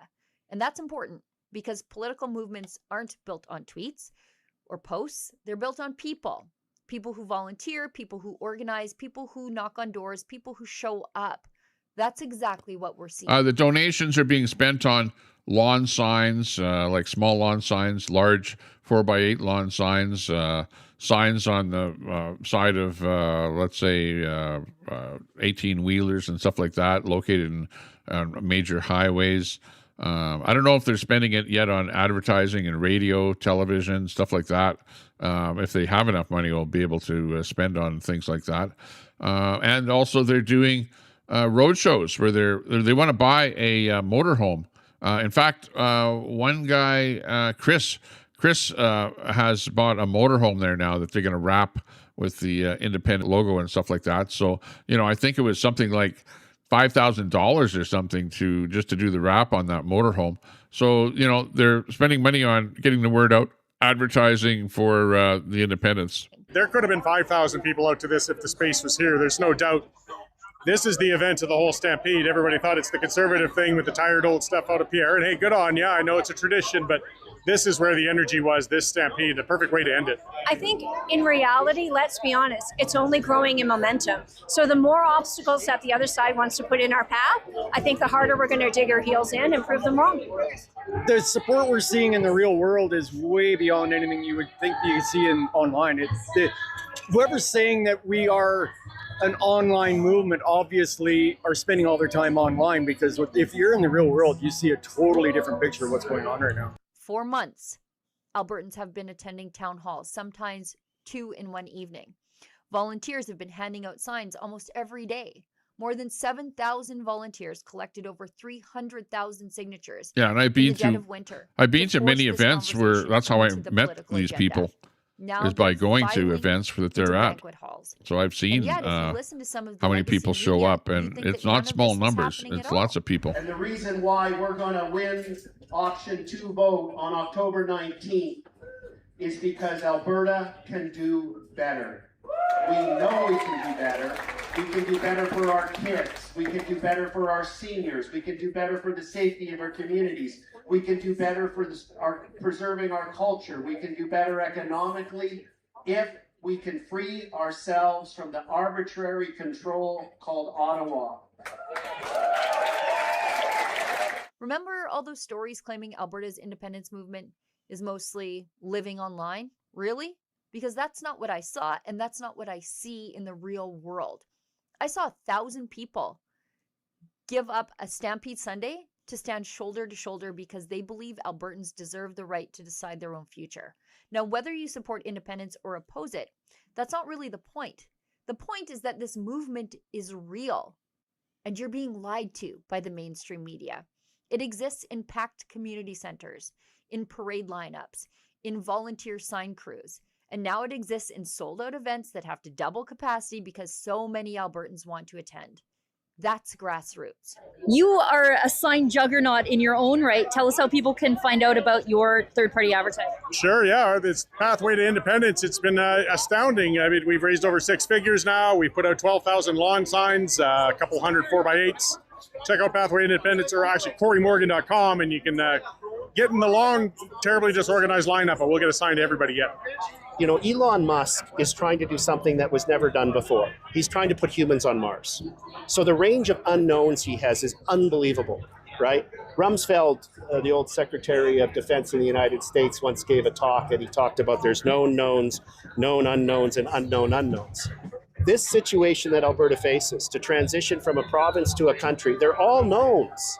We know that we're going to need to deal with currency. We know that when you arrive at the Calgary International Airport, there needs to be a border and customs agent there. So we can easily transition them onto our payroll, change their flag from a Canadian flag on their uniform to an Alberta flag. We know we're going to need a passport office. We have 2 of them in Edmonton and Calgary. Both of them have passport printing machines. We can get a value on the passport printing machine and buy it from the government of Canada. If they don't want to sell it to us, we can say, fine, we'll find out who manufactures them, we'll buy one ourselves, right? So all of the things that the government of Canada currently delivers currency are as known. well. They're known. They're being delivered right this minute. In fact, they do coins in Fort Saskatchewan. There's a factory where they make coins for Canada, for gosh sakes. Right? So it's not like Elon going, oh boy, how are we going to resupply the humans, on Mars? Town halls every night. If they're there, we're there, right? If we can be there. And flags everywhere. Flags. You know what? We're seeing a lot more. I've been driving back into BC a couple of times, and yeah, there's a lot of Canadian flags out there, but there's a lot of Alberta flags right up until the border and even into BC. And lawn signs. Lawn signs have been the new trading card. We've all got lawn signs. We got one of Rebels. I got a stack of 10 of them on my front yard right now that I built last night. You don't accidentally organize 1,000 people in less Exactly. than 2 weeks. I've got a lawn sign right out here, right outside of my 300,000 house. signatures by simply clicking like. You don't fill Ranchmans during Stampede because of an algorithm. Woohoo. You do it because there's genuine public interest in change. Whether the political class likes it or not, Albertans are having this conversation. Alberta has outgrown Canada. Canada no longer works for Alberta.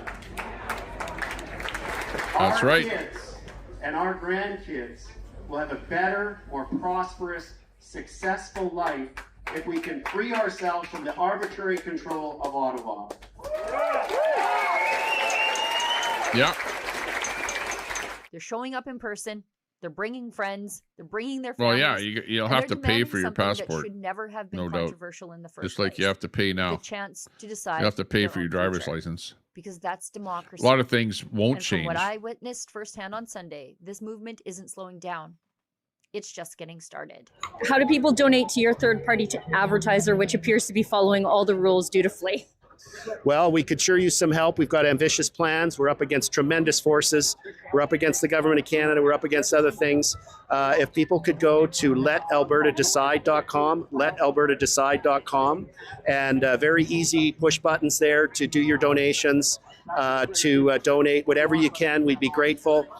Donate today if you can. If you can't, donate tomorrow. And if you can't, donate next week. But we can sure use your help. We're going to keep generating tremendous results here, building the momentum, and we're going to win this on October 19th with your help. For Rebel News, I'm Sheila Gunn-Reid.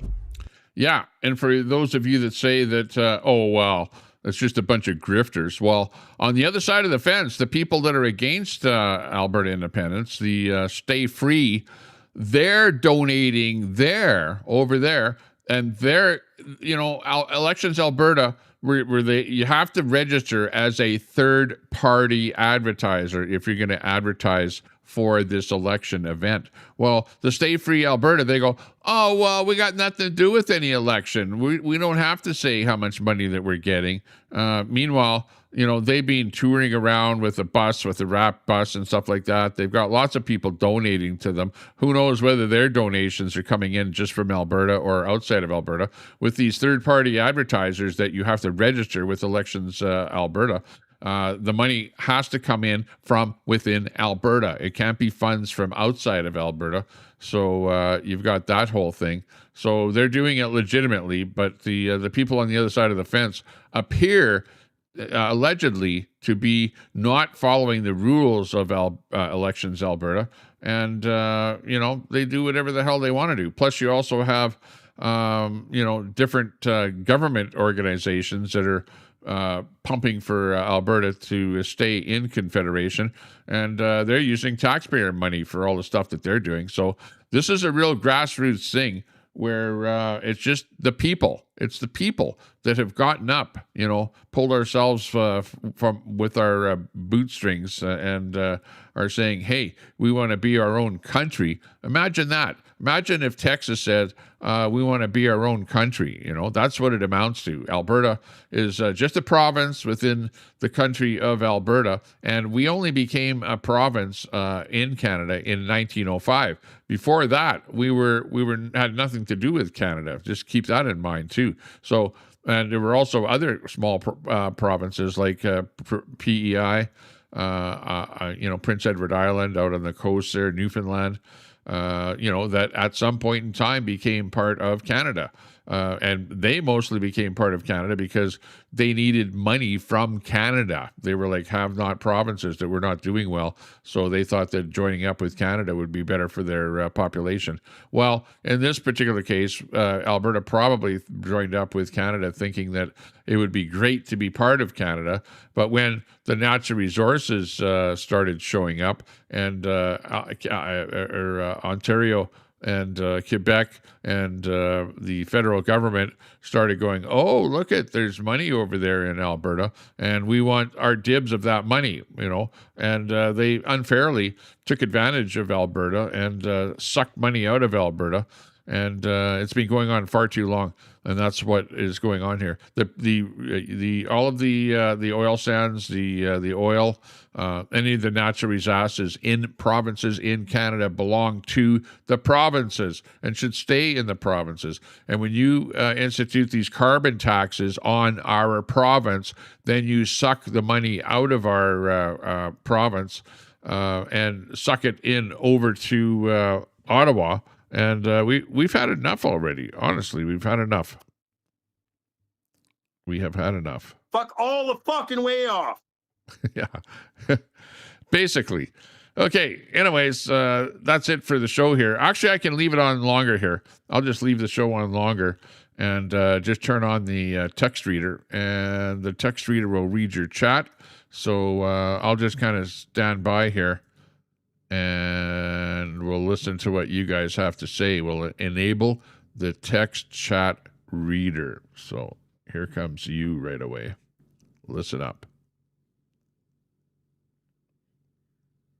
What do you have to say? Of course, you're going to argue amongst yourselves. We will create our own flag if we become independent. Absolutely. Absolutely. In fact, I've already got one myself. And you never know. We might have the province of Saskatchewan that might become independent as well and join up with Alberta. And then we'll create a flag.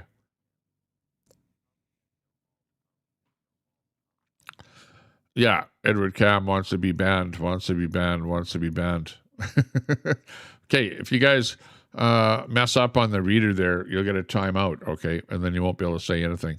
So just remember that. Mods out there, if you don't like what people are saying, give them a timeout.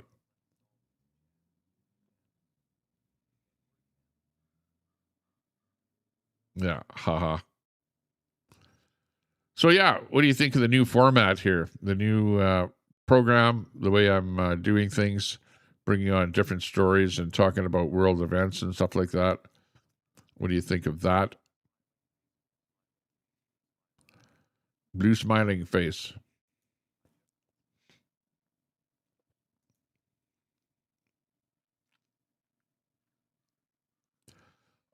Oh, you missed Steve. Why? What about the news ticker? It is coming from, I forget where it's coming from. But I can change it.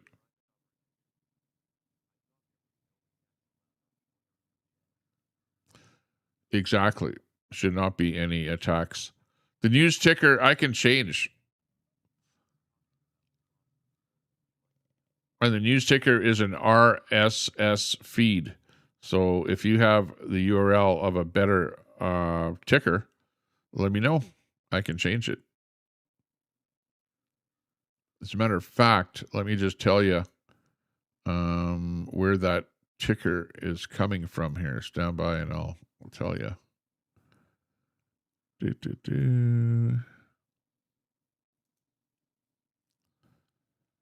is an RSS feed.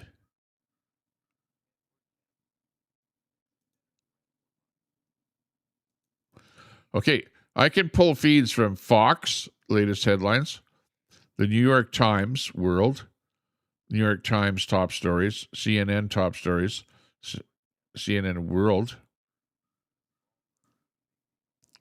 News, Fox Sports, Market Watch top stories, Yahoo Finance, CNBC Finance, and The Economist. Okay, I'll put it on New York Times World. Let's see. I just changed it there, so See if that's a better feed.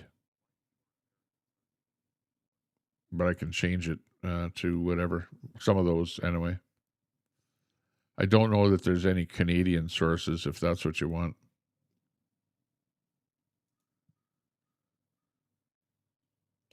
But it is what it is. It is what it is.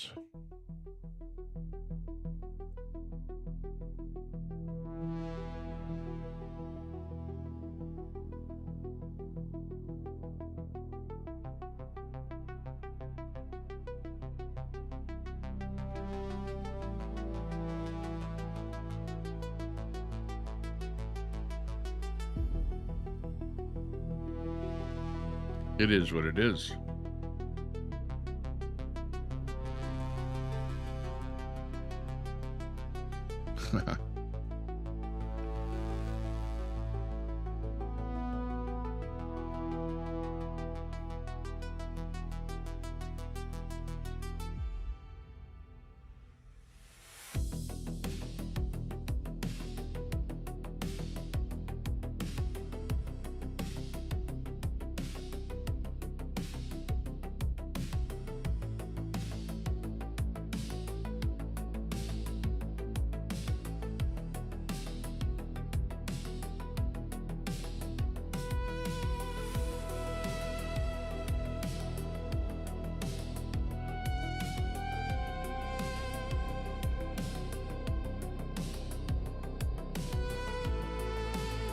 Oh, hang on. That might not even be coming through. Let's move it over here. Oh, hang on.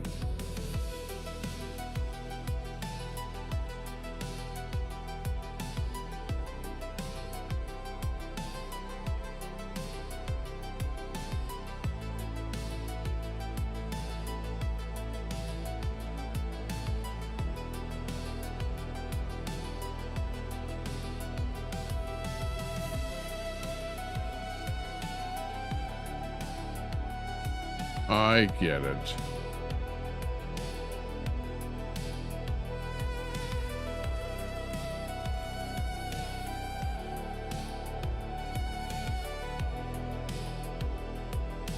Let me move it over here.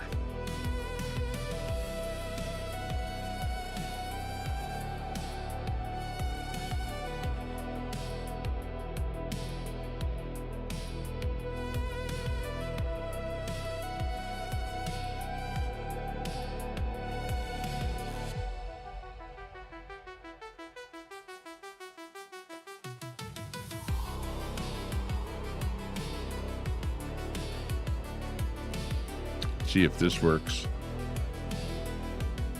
I thought I had the speech chat turned on here, but it wasn't turned on. But it is now.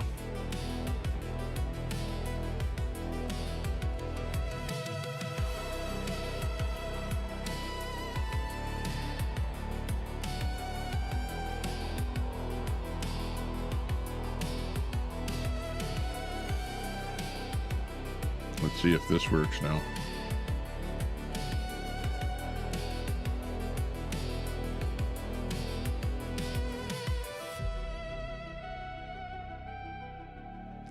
If somebody says something,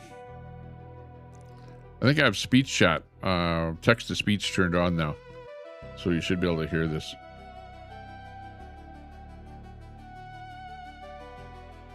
I'm using a couple different browsers here, and I had it set up on the wrong browser. So let's see if we get a comment coming in here.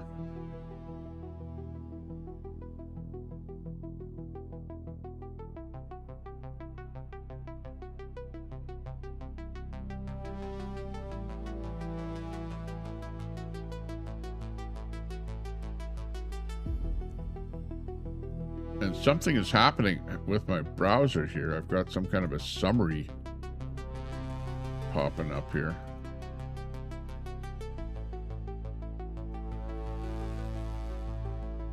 Which I can't get rid of. Oh, let's see.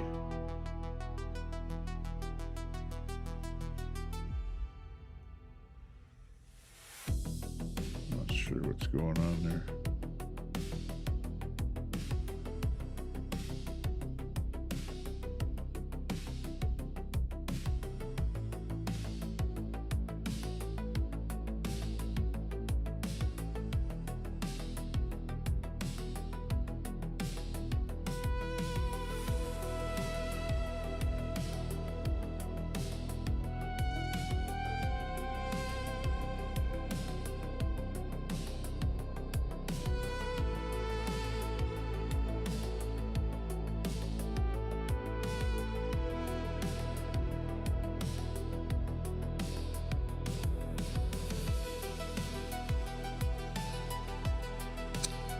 What happened to the chat?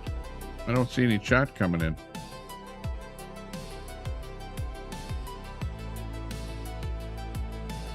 That's the most weird thing. Hang on, let me reboot my whole thing here. I'll be right back.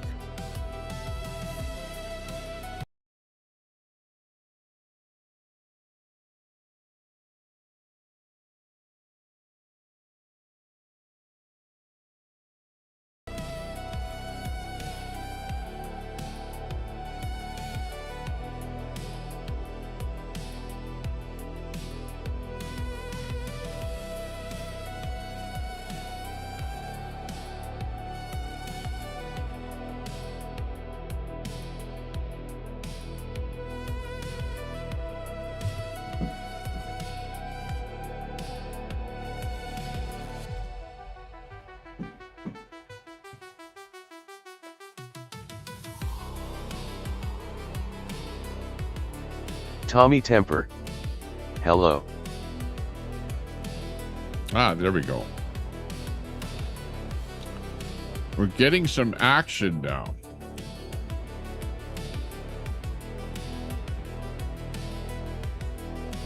I'm not sure why some of the stuff is broken here today, but...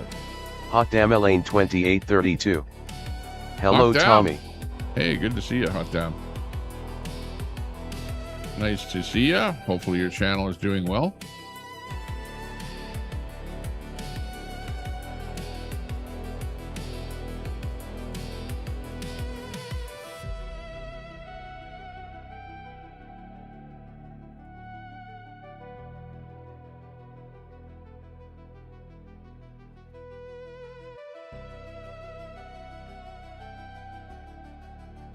Hot Damn Elaine 2832.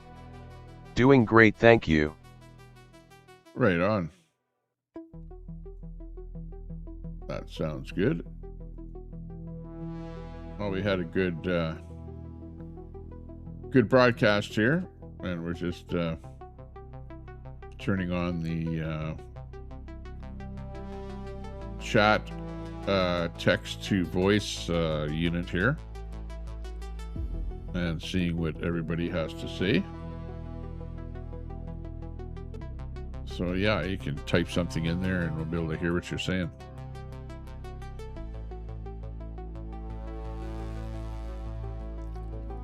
Not too sure where that voice came from though.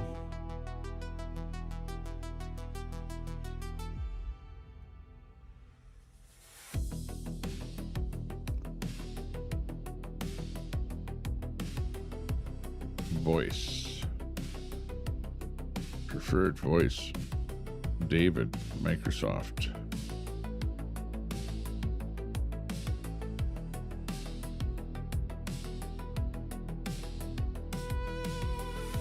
Hot Damn Elaine 2832. I've been watching on TV. Just got on my phone to chat for you. Ah, okay. Sounds good.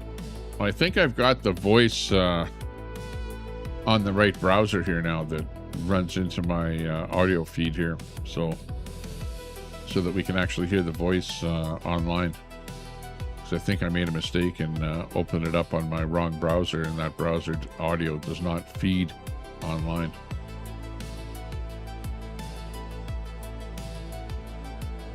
It's got to be my Google browser.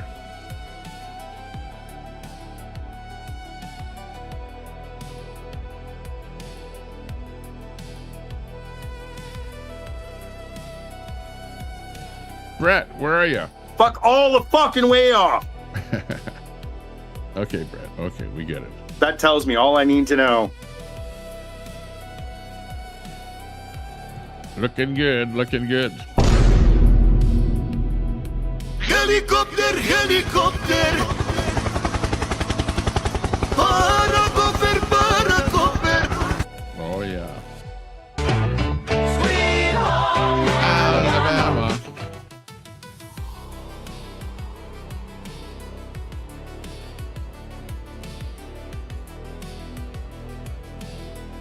We're all set up and nowhere to go.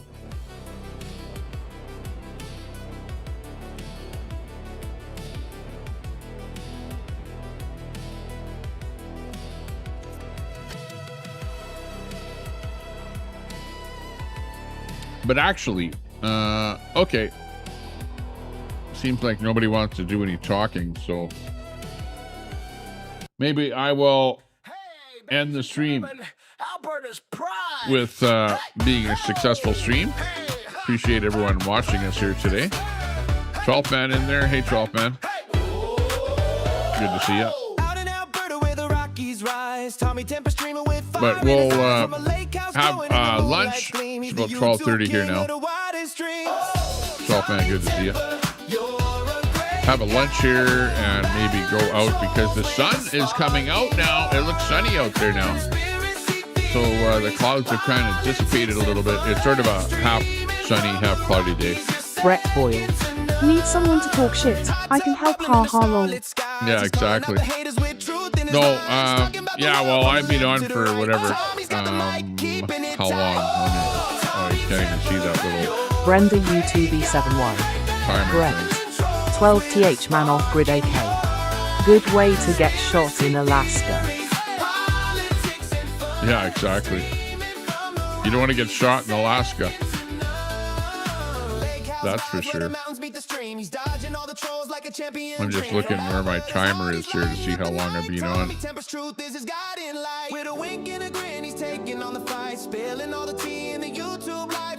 Where the hell is that little timer? Brenda U2B7Y. A lot of that happened today.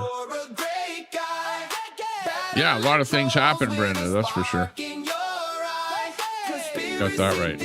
I didn't, there's more news going on there. I could go on like Brett all Boyle. day Almost 2 hours, 10 minutes. doing stories. Okay, Brett's got it there, yeah. I thought it was about 10 o'clock or whatever. Or something when I started here in the 10-hour range. So yeah, that's more than long enough for me. Unless I was restreaming somebody else, then we could sit here and watch them. But I'm not so much man off doing grid that these AK. days. Even the women are armed up here. Oh yeah. 12th man. Yeah, exactly. Okay, we'll see you all later. Take care. Stay out of trouble. And Brett Boyle. 12th is always drunk anyways. I'm not sure he could see straight to accurately shoot anything lol. if you can't stay out of trouble, don't blame me. I'll see you all later. We're out of here.